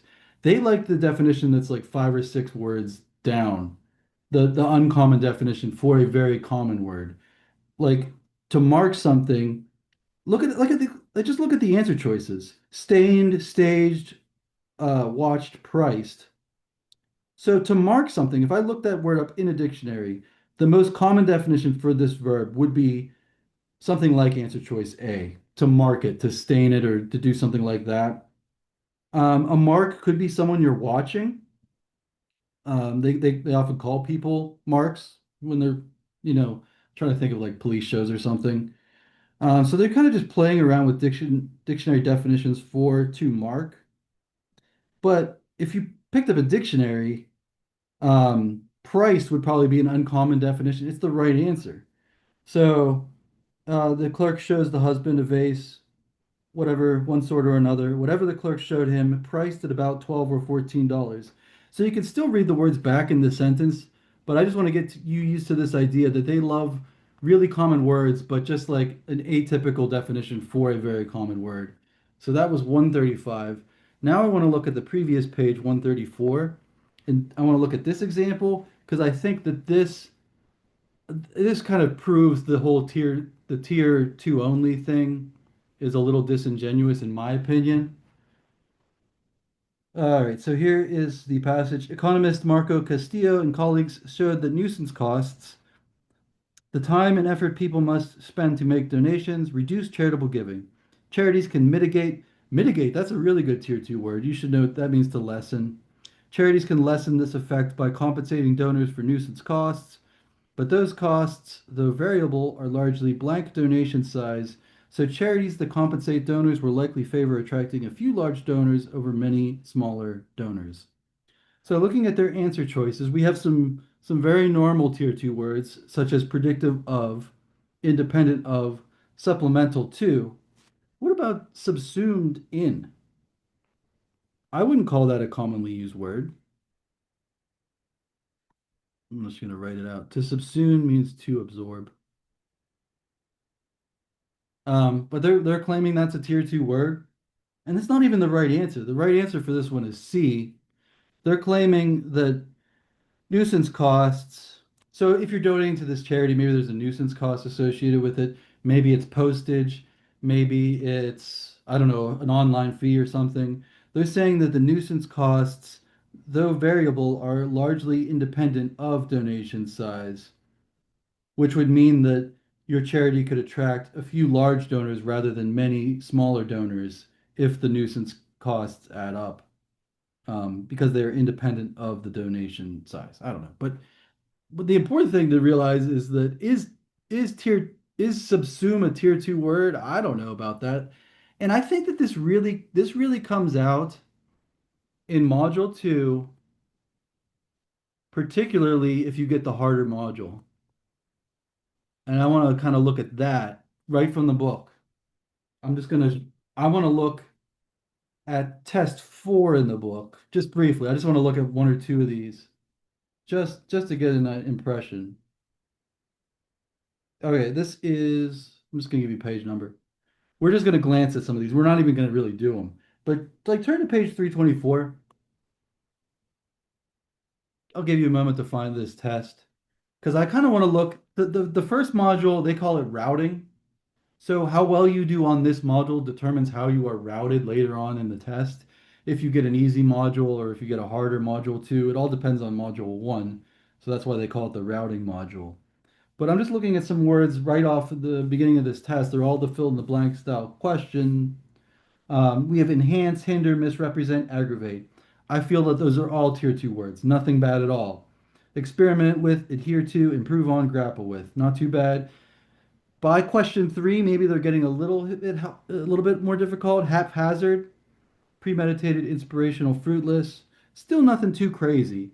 Even question five, they're getting a little harder. To surmise something, to deduce it, that's not too bad. To contrive something, that's interesting because that means to fabricate. So maybe they're getting a little harder, but I'm not even so much interested in module one. I want to find the module two harder module from this same test. So I'll give you a page number in 1 second because I think this firmly illustrates that they're lying about the tier two thing, at least in my opinion. This is page 344. So if you did really well on this test, and you may even have taken test four, some of you have. It's the first one that's available now. But I just want to quickly look at some of these words. So on 344, we have deceptive, not bad. Innocuous. I mean, it may be a little harder, but I would consider that to be tier two. That just means harmless. Novel means new, impractical, not practical. So a hardest word there might be innocuous or novel. But anyway, novel just means new. Look at number two. This is what I mean is are these tier two words or are they just liars at the college board? Okay, quarrel, that's not hard. Paucity of. I would consider that to be a tier three word. A I could paucity? not tell you what that means. Yeah, it means this.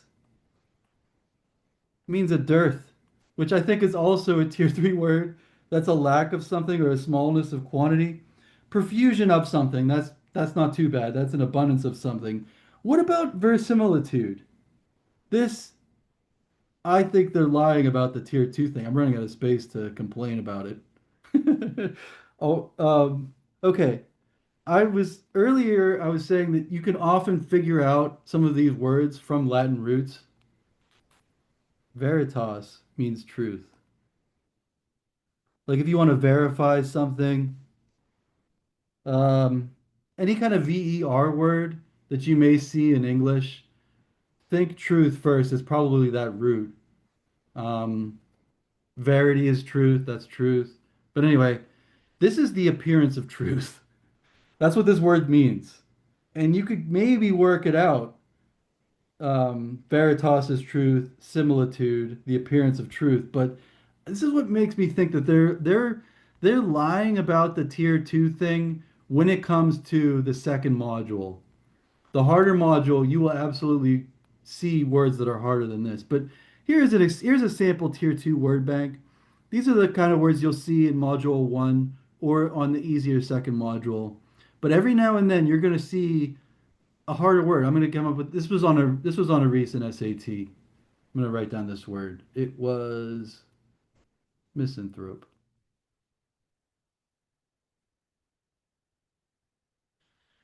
Who or what is a misanthrope, or what does it mean if you're misanthropic?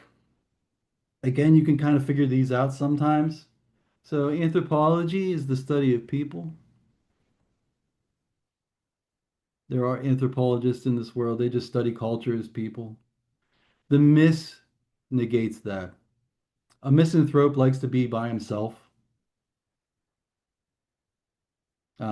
It was on a test. So this is what I sort of mean. Like, watch out. I know they claim there are only tier word two. Sorry, I know they're only claiming that there are tier two words on this S. I've seen some tricky words on the SAT. I'm sure you have by now too if you've taken some of these. But this is the general difficulty for like a tier two. They would expect you to understand what does it mean if something is ambiguous. This is not an exhaustive list of tier two words. This is just kind of the level that they're going to obscure something. If something's peculiar. Yeah, these aren't too bad. So they claim they're just going to test you on words like this, but then you see some difficult words in the harder module too. I don't know why they sort of. I don't know. I think that that is a lack of the truth. Come on, College Board. They claim that they're all tier two, but I don't know. Maybe we'll see some harder ones today. I'm not really sure. Next are text structure and purpose questions. And these are very similar to those main idea questions we did last week because an author's purpose is going to be similar to the main idea. So these are very similar to the main idea questions we've already done. Okay, so I always like to read the prompt first. They say, which choice best states the main purpose of the text? I'm going to read this little passage about wildfires in Colombia, and we'll see what a craft and structure question would look like here. Wildfires in Colombia usually follow a December to March dry season, and the number of fires varies yearly. A study from 2000 to 2020 determined that Colombia typically experiences 100 to 300 wildfires in January. Since the nation began collecting wildfire data in 1998, January 2024 represents the first time the month's total has exceeded 500 wildfires. Climate change likely has played a role in their increase in frequency and severity. All right, so now I want to know about the purpose of this text. Okay, I'm just going to go through some of these. It presents the working hypothesis of a study that remains unresolved. That's an option. It attempts to downplay the ecological importance of wildfires in Colombia. I don't think we're going to be doing that. It establishes that wildfires in Colombia have remained at their anticipated frequency. No, right? So we anticipated 100 to 300 wildfires, but we've exceeded 500. So the right answer for this one, the main purpose of the author is A. The author was outlining historical data on wildfires in Colombia and indicates a likely cause for their increase. They're claiming perhaps climate change is the reason. So very similar to the main idea question we were doing last week, but now they're just going to ask you about the purpose of the text, but it's very similar. Okay, because the main idea is the passage's fundamental claim, but the purpose is going to be related to the claim the author's making. I don't know. It's very similar. All right, so that's a purpose question. They can also ask you about an underlined portion of a passage, and they will ask you what function it may serve within the passage. They also may ask you about the structure of a passage as a whole. Why is it structured in this way, or to what effect? So in this case, they're just asking me about an underlined portion of the passage. So I am going to read this little excerpt. So they say, which choice best describes the function of the underlined sentence in the text as a whole? So this is from Mark Twain's story, The Celebrated Jumping Frog of Calaveras County. I'm going to read the passage. It says, Simon Wheeler backed me into a corner and blockaded me there with his chair, and then sat down and reeled off the monotonous narrative which follows this paragraph. He never smiled. He never frowned. He never changed his voice from the gentle flowing key to which he tuned his initial sentence. He never betrayed the slightest suspicion of enthusiasm, but all through the interminable narrative there ran a vein of impressive earnestness and sincerity, which showed me plainly that, so far from his imagining that there was anything ridiculous or funny about his story, he regarded it as a really important matter and admired its two heroes as men of transcendent genius in finesse. I let him go on in his own way and never interrupted him once. All right, I'm going to go through some answer choices. And if we could reasonably supported from the passage, we can pick it. If not, we're just going to keep going. So A says it concedes the particular elements of Wheeler's story have been partially forgotten. Is there anything in the underlying portion that shows that maybe Wheeler forgot some of his story? I don't think so. I didn't see anything. It alludes to aspects that undermine the credibility of Wheeler's story. Is there anything in that underlying portion that leads me to believe that we cannot trust Wheeler? I'm going to cross off B. I think we can trust him. D says it indicates that the story Wheeler is sharing is to remain in confidence. Was there anything in that underlying portion that shows that we're not to share this story with anyone else? No. But what about C? Does the underlying sentence inform the reader that a fantastic story will be told with complete seriousness? I'm going to try to find both elements of this. I'm going to try to find the complete seriousness without the slightest suspicion of enthusiasm, earnestness, sincerity. So there's the seriousness. Now I am looking for. Oh, I'm looking for the idea that we are going to hear a crazy story. A fantastic story will be told to us right here. And they're kind of showing it by contradiction. He doesn't think it's ridiculous or funny. It's going to be ridiculous and funny. And we can kind of tell through the contradiction here with how seriously he's telling us or going to be explaining a weird, crazy story. All right. So that was that one. That one was C. All right. Next, we're going to do cross-text connections. Oh, these are the paired passage questions. These vary in difficulty as well, but I think as long as you remember a few things about them, they become kind of easier than you might think. Because they like an easy one, you'll notice, is much easier than a hard one.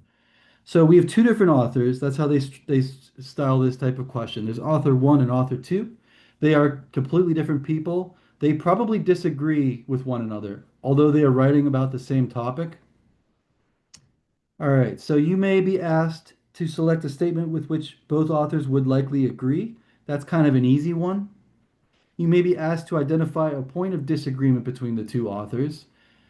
Maybe they disagree ultimately, although I think we saw one earlier. They were both talking about fracking, although they disagree about the topic. And then you may be asked how one author would likely react to a statement made by the other author. That's sort of the hard kind. This third bullet here is like a difficult one. The easiest one is to come up with something that the authors would both agree with because the word in both is going to be in the sentence. So it has to be in both passages or it won't work. That's kind of an easy one. I think we're going to see examples of this. But that's the easiest kind. The hardest kind, they'll say, okay, well, what would author two say about this one portion of author one's passage? That's just a little trickier because you have to put yourself in someone else's shoes and make a judgment claim. All right, so here we have two different people. They're both going to be writing about gentrification. These are different authors. They're different people entirely, so don't mix them up. I'm just going to give you the root word for this word.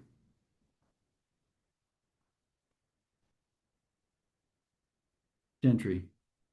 So in olden times, the gentry, they were the landed aristocracy. Those were the people with money. But in the context of this passage, gentrification is just when wealthier people move into an area, but it's related to that root word gentry. So I wanted to give you that. I like to always read the prompt first because I'm going to have to get way into both of these passages. So I want to see what I'm looking for ultimately. It says, based on the two texts, how would author two likely respond to the underlined statement in text one? So that's the harder kind of question I was talking about. But it's doable. I'm going to read passage one. I'm going to read passage two, and then we have to come up with what would author two say about this part right here, given our choices. All right, here is passage one. Often criticized as the adverse consequence of a city's own success, the process of gentrification, to the contrary, provides the revitalization that is sorely needed in many rundown neighborhoods. Gentrification brings with it the promise of lower crime rates, increased economic activity, and fewer abandoned properties. Concentrated areas of poverty produce a heavy burden on public resources, and urban redevelopment greatly eliminates this strain. Additionally, the increase in property taxes associated with urban revival provide the funding needed for better schools, better public transportation, and public works such as parks and community centers. So this very much sounds like we have a pro, like as someone who's actually for the concepts of gentrification, which seems a little strange, maybe. Let's see what the next author thinks. Here's author two. Those who argue that the well-to-do middle class should be free to move into any area they wish do not appreciate the reality that lower class families inhabiting formerly affordable properties in developing neighborhoods are unable to move into the high opportunity neighborhoods that the gentrifiers have chosen to leave. What makes the gentrification of our urban neighborhoods a troubling case is that once enough of the privileged classes settle in a historically diverse lower class urban neighborhood, the property values increase along with the rent. Families who have inhabited a single neighborhood for generations are uprooted when they can no longer afford to live in their own homes. Okay, based on the two texts, how would the author of text two likely respond to the underlined portion from text one? Okay, so author two, I'm just going to label this person. This person is the con. If we had a pro and con relationship and we're talking about gentrification, this person is much more interested in the problems that it may may create. Okay, so we have everyone kind of figured out. So they rarely agree 100%. They often, maybe author two agrees somewhat with author one, but they disagree about one little aspect of it or something. Rarely will they agree 100%. Often they disagree to a certain extent. Here it seems like they very much disagree. Okay. Would author two say this about the underlined portion from author one? Lower class families will be able to find new housing in other places when gentrification occurs. No. Author 2 is not going to say that. Author 2 says families who have inhabited this neighborhood for generations are uprooted. So author 2 is definitely not going to make that claim. What about B? Gentrification improves neighborhoods. Where have I heard that before? That's author 1. Yeah, exactly. So author 2 is not going to make a claim that author 1 would make about his own passage. So often the wrong answers are just the other author. And if the clock is ticking and you're not paying attention, you might pick, you just read something that sounds like this, but it was the other author. And if you were not paying really close attention, you would say, oh, author one would absolutely say this, you know. C, gentrification is a necessary evil that must be endured to revitalize impoverished areas. That sounds more like author one, definitely not author two. Author two is going to say this. Families that have historically inhabited a newly gentrified area are unfairly displaced. So that's author two. Okay, so just watch out for the paired passage. Mainly, it's the idea of just separating the voices, realizing who said what and who would say, a certain thing about the other author. We're going to see some more examples. They can make them kind of harder, but the hardest kind is this. What would author two say about this part from author one? Or how would author one respond to this part from author two? Okay, now we have some actual SAT questions. I think we have 5 of them for you guys to try. So take about 5 minutes and try these. We start with a fill in the blank one. Then we have a purpose question that's similar to a main idea question. Probably some more fill in the blanks, yeah. So just try all 5 of these. We'll go over all of these in about 5 minutes. And then we'll do some book ones.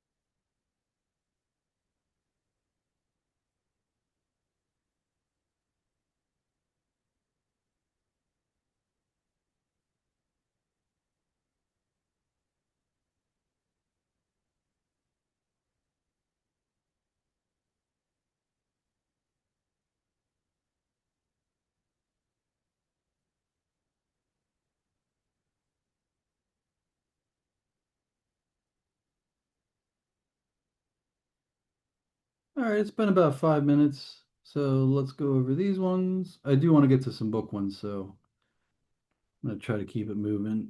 I apologize if you're still working on that last question. Okay, so it's just a fill in the blank question. We are going to read the words back in the sentence, but we also have the charge strategy we can use. We can think about the charges of these words. Okay, so what do I have? I have a positive word, enhance. I have a negative word, exclude. I have a negative word, dispossess. That's a minus sign, sorry. And then I also have a positive word, maintain. So nothing conclusive right now, but I just have some different words. All right, here we go. In an education system that is increasingly dependent on technology, such as smartphones, tablets, and the internet in general, students in economically disadvantaged situations are finding difficulty completing their online homework assignments at home. If educators plan to continue to rely so heavily on access to such technology, government programs to connect these students must be funded to blank a level playing field in education. Okay. So I think we would want a level playing field in education. So I'm sort of already leaning towards a positive word.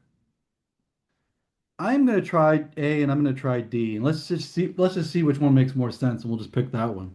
If educators plan to continue to rely so heavily on access to such technology, government programs to connect these students must be funded to enhance a level playing field in education. That's one option. If educators plan to continue to rely so heavily on access to such technology, government programs to connect these students must be funded to maintain a level playing field in education. And that made much more sense to me. So enhanced doesn't quite fit. It is a positive word, but enhancing a level playing field doesn't really make any sense. You just want it to be fair for everyone. So the fair playing field, we would just want to maintain it. All right, but exclude or dispossess, those are both going to sound very weird because we wanted a positive word. Here is number two. It's a main purpose question, which is very similar to a main idea question. The following is from the autobiographical narrative Incidents in the Life of a Slave Girl, written by Harriet Jacobs. Here we go. You may believe what I say, for I write only that whereof I know. I was 21 years in that cage of obscene birds. I can testify from my own experience and observation that slavery is a curse to the whites as well as to the blacks. It makes the white fathers cruel and sensual, the sons violent and licentious. It contaminates the daughters, and it makes the wives wretched. And as for the colored race, it needs an abler pen than mine to describe the extremity of their sufferings, the depth of their degradation. Okay. So what's the main purpose of the text? I'm just going to go through some answer choices. Let's see if we can eliminate some of these. A says it argues that the institution of slavery has always existed and will continue to exist. So I don't think it's A. I didn't get that at all from the passage. It's just not the purpose of it. That's some other passage. Okay. B, it emphasizes the disproportionate power dynamic between master and slave. Is that primarily what it does? D says it indicates that attitudes regarding the tolerance of slavery will change as society progresses. I don't think that's in the passage. So does it emphasize the disproportionate power dynamic between master slave, or is it C? It establishes the all-encompassing corruptive nature of slavery. It's C, and I could find you evidence right from the passage. So it's a curse to the whites as well as to the blacks, makes the white fathers cruel, makes the sons violent and licentious, that just means lascivious, contaminates the daughters, makes the wives wretched.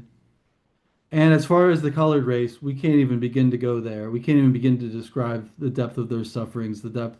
She cannot explain the depth of their degradation. Degradation. Okay, so that one was C. On to number three. It's another fill in the blank question. We have both strategies here. We have read the question, read the answers back in the question door. We have the charge door. I noticed some charges. Hindered, that's a negative word. A blight is a disease. That's a negative word if it's blighted. Harmed is obviously a negative word. What do we put in for spurred? Just bear with my little drawing here. I know, it's a great drawing. This is a spur. So to spur something, or if something was spurred, it's excited as with a spur. It's basically a gas pedal for your horse. That's a positive word. Okay, here we go. The rapid expansion of a seaweed called sargassum is threatening Caribbean islands. Scientists believe the unrestricted growth of the algae is partly fueled by fertilizer runoff from the Mississippi and Amazon river systems. Increased levels of phosphate and nitrogen combined with warming temperatures from climate change have blanked dramatic growth of the sargassum, which washes up on beaches, creating large decaying masses that threaten local ecosystems. I'm going to try hindered. Increased levels of phosphate and nitrogen combined with warming temperatures from climate change have hindered dramatic growth of the sargassum. That doesn't make sense. This is fertilizer. This would be good for the plant. Okay, would the runoff combined with the warming temperatures from climate change, could that have blighted dramatic growth of the sargassum? No, it's going to make it grow, which would be C. Increased levels of phosphate and nitrogen, it's just fertilizer, combined with warming temperatures from climate change, have spurred dramatic growth of the sargassum, which washes up on beaches, creating large decaying masses that threaten local ecosystems. So it's sort of a positive word here, but the actual phenomenon is negative because it's threatening the islands, but you know what I mean. It would spur the growth of the plant. Bad for the Caribbean. I guess good for the plant. I don't know. Probably bad for everybody. But I think we could do the same kind of strategy. I see a negative word, dissonance. The positive word would be consonance. I see a positive word, craft. I see a positive word, beauty. I see a positive word, balance. A print by Katsushika Hokusai in the Smithsonian depicts a fisherman casting lines out from a cliff amidst tumultuous sea waves before a backdrop of Mount Fuji. The bending fisherman and his lines mirror the triangle created by Mount Fuji. Such symmetry is characteristic of Japanese art of this time period.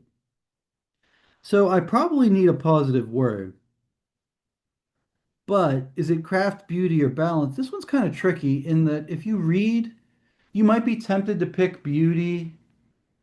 Because some of these words make logical sense if we just put them in here. The problem is, if we looked up the word symmetry in a dictionary, does it ever mean beauty or does it ever mean craft? Not really. If something is symmetrical, kind of like this, just means it's balanced so that the one side is the same as the other side. Symmetrical. Okay. But still, I mean, even if you could eliminate one word, clearly we don't need dissonance. The Japanese art of this time period can't be dissonant, really, could it? I don't know. Could be helpful. On test day, we want to use all of our strategies we can. Researchers at the Norwegian, oh, I see positive and negative words. You know what I'm going to do? That's negative. That's positive. That's negative. That's negative. Okay. Researchers at this university have fabricated a new type of polymer patterned after the silk of spiderwebs.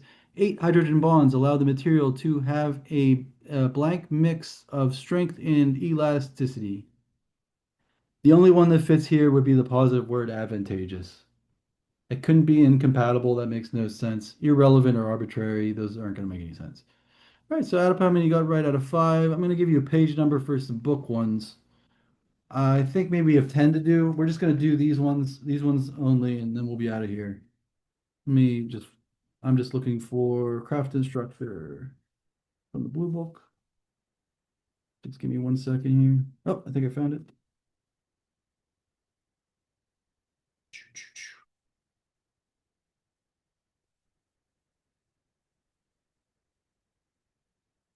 Okay, I found it. This is page 149. So you can turn to page 149 from the blue book. We're going to do 1 through 10. I'm just gonna let you guys start on them just because I want to give you guys plenty of time to do them. Then we'll briefly go over them, and then we will be out of here on time.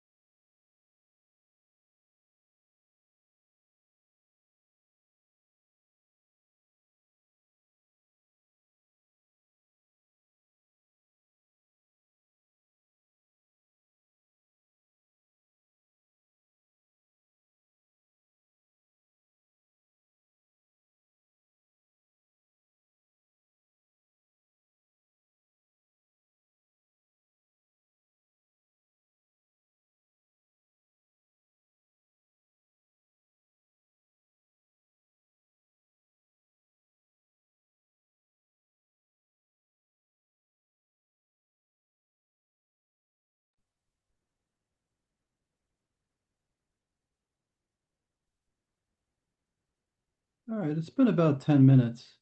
I can see that Jacob's finished them all. Dominic, are you still working or you need more time or you good or should we go over these or No, I'm good. Yeah, we can start. okay, sorry if you're on the last one or whatever. I just want to make sure that we have time to go over them all. You're good.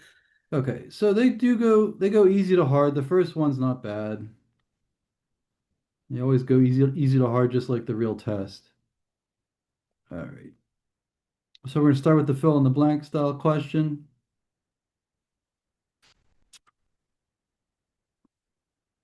All right, we're just gonna fill that blank so we can read the words back in the sentence. Biologist Jane Edgelow and colleagues have located what is believed to be the largest individual plant in the world in the Shark Bay area of Australia.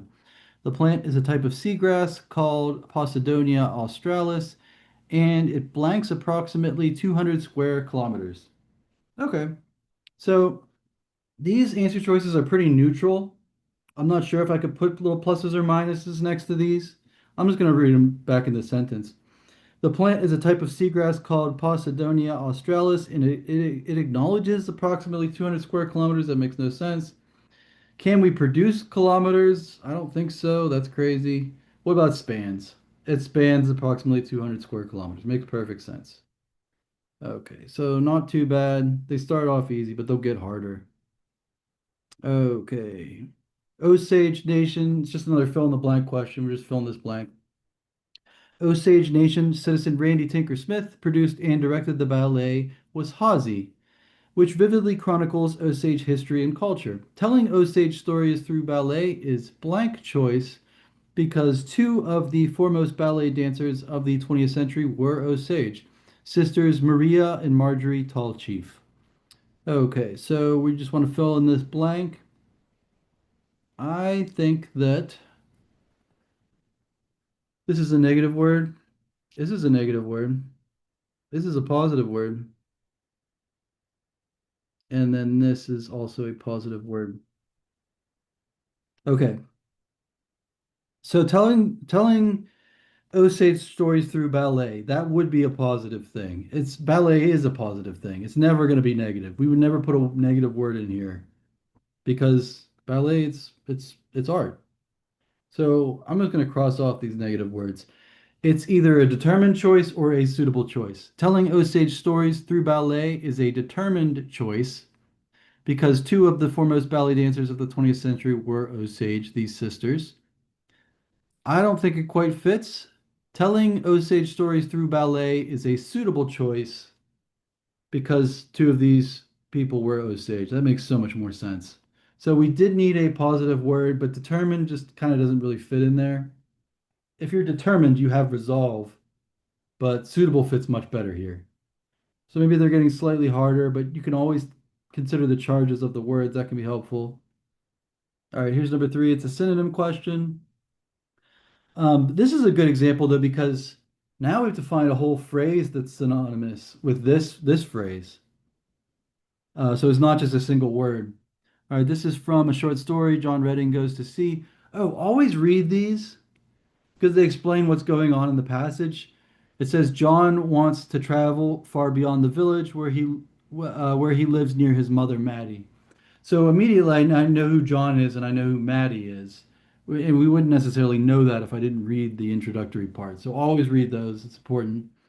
John had on several occasions attempted to reconcile his mother to the notion, but found it a difficult task.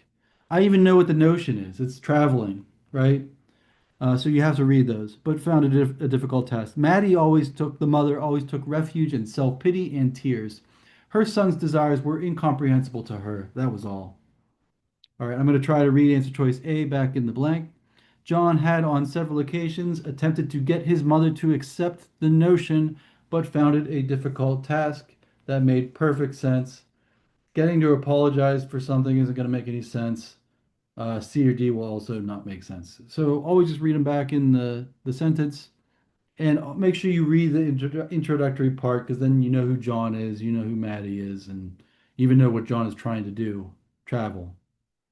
All right, here's number four. Maybe they're getting a little harder. So this one's about the structure of the overall passage. Let's see if we can describe its structure.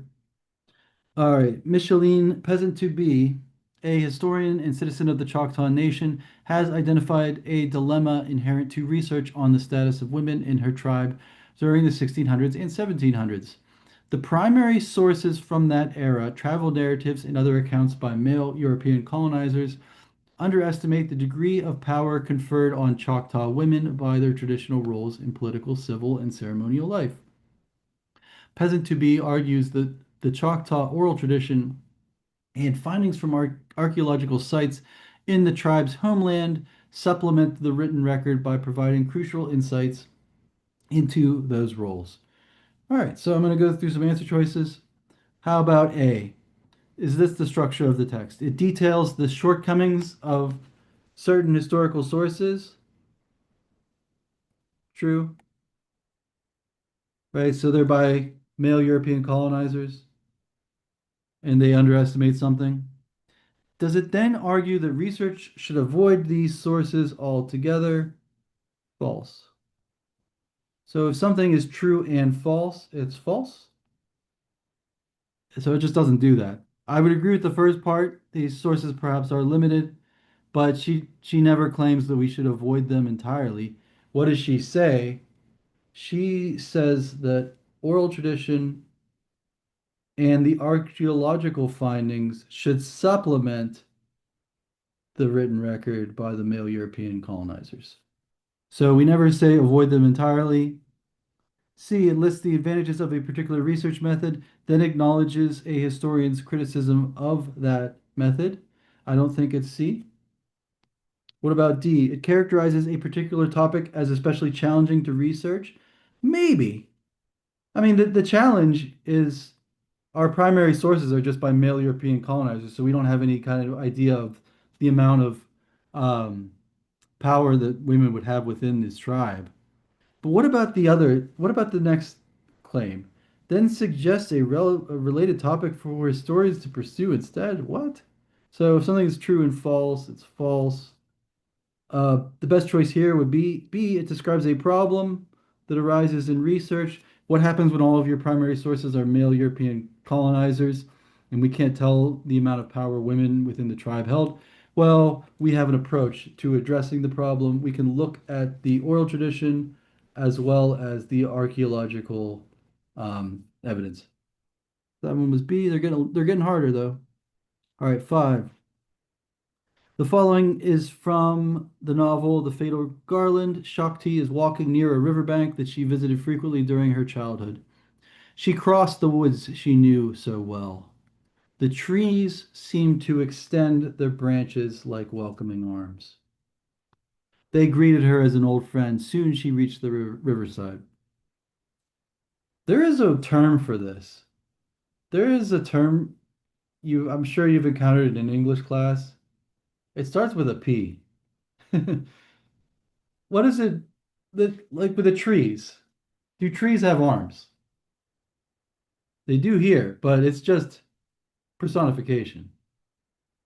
So the personification emphasizes Shakti's sense of belonging to the landscape. It, they greeted her like an old friend. It's just personification. Whenever you give human qualities to non-human things for literary effect, that's what's going on here. Here's number 6. We'll be done in just a minute, I promise. All right, this is from Oscar Wilde's nonfiction work, De Profundis. Now they're asking me about the underlined portion of the text. All right, here we go. People whose desire is solely for self-realization never know where they are going. They can't know. In one sense of the word, it is, of course, necessary to know oneself. That is the first achievement of knowledge. But to recognize that the soul of a man is unknowable is the ultimate achievement of wisdom. The final mystery is oneself. When one has weighed the sun in the balance and measured the steps of the moon and mapped out the 7 heavens star by star, there still remains oneself. Who can calculate the orbit of his own soul? Okay, so there is a term for this type of question. Does anybody know what type of question it is? It's a blank question. Does it have an answer necessarily? Who can calculate the orbit of his own soul? Jeff can. opinion question? It starts with an R. It's I'm sure you've heard it. It's a rhetorical question. Yeah. Yeah, Jacob's like, yeah, it is. Because there's not necessarily an answer to this question. All right. So anyway, it's a rhetorical question, and it reinforces the skepticism about possibly even knowing oneself. I don't know. I'm gonna keep going because I'm running out of time. Seven. Okay, so looks like a science passage. It's a purpose question. In many agricultural environments, the banks of streams are kept forested to protect water quality, but it's been unclear what effects these forests may have on stream biodiversity.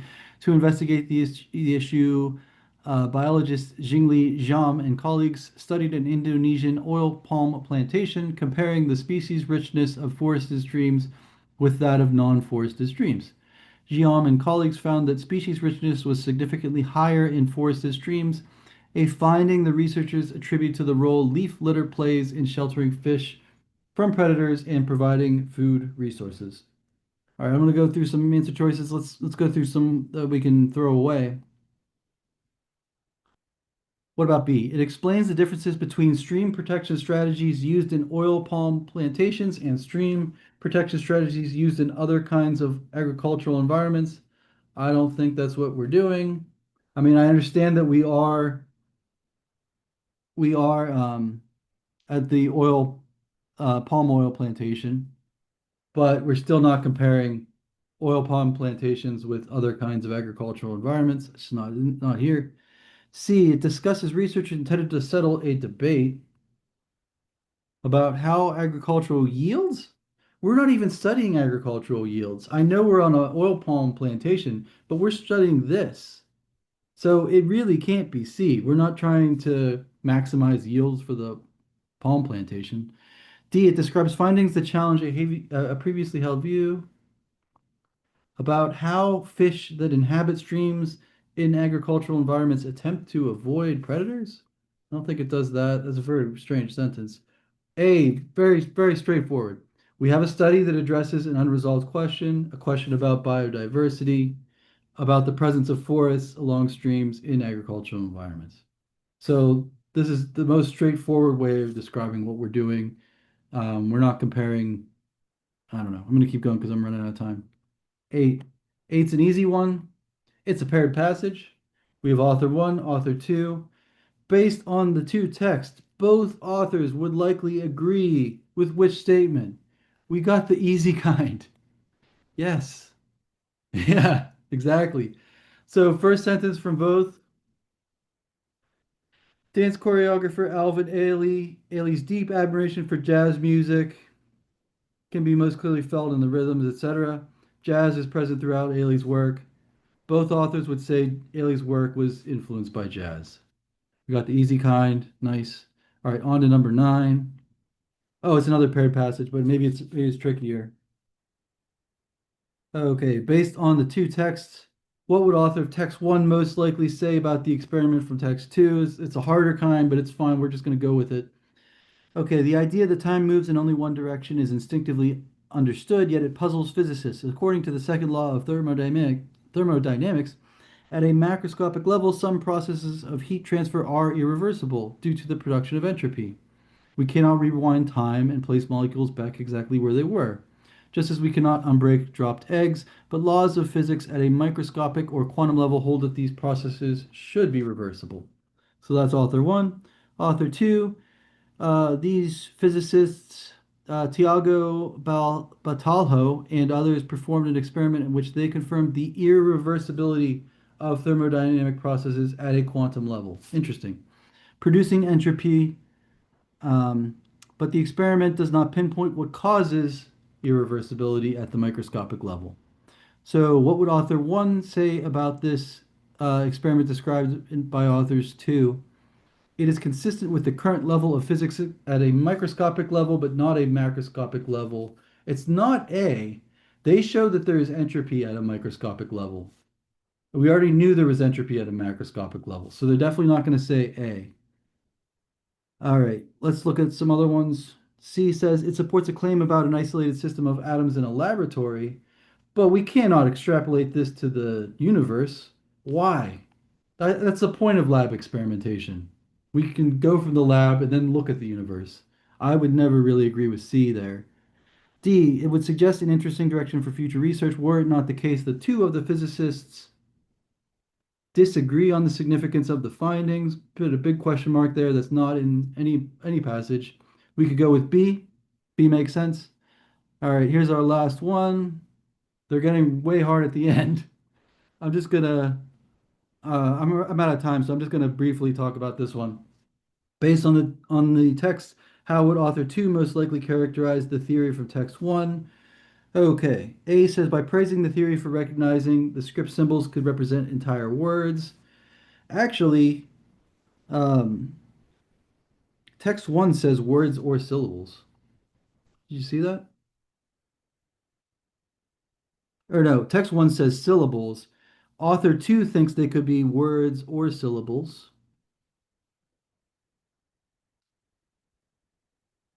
B, by arguing that the theory is overly influenced by the work of earlier scholars. Which earlier scholars? I don't think it's B. C, by approving of the theory's emphasis on how the script changed over time. Is there any mention in either passage of how the script changed over time? Nope. But we could go with D. Author 2 may caution, author 2 may characterize the theory and say this theory overlooks certain aspects of how the script functions. What does it overlook potentially? It could overlook syntax and content. Okay, add up how many you got right out of 10. If you got 9 out of 10, that's you're absolutely in the 700s in English. 8 out of 10 is still pretty good. You're probably in the 600s. Um, and then 5 out of 10 would be close to the average. That'd be like a 500. All right, I'm done. Just I know Jacob took a practice test. Dominic, if you want to take a third practice test, we recommend it before you go in for the real SAT. And just make sure that you're signed up for the SAT by Friday if you're taking March 14th, Pi Day. Yeah, no, we'll see you guys next time. Any questions? You guys good? No, Great. I'm good. Thank you. Yeah, have a great evening and great job on all of your practice tests, everyone. We'll see you guys next time. See ya.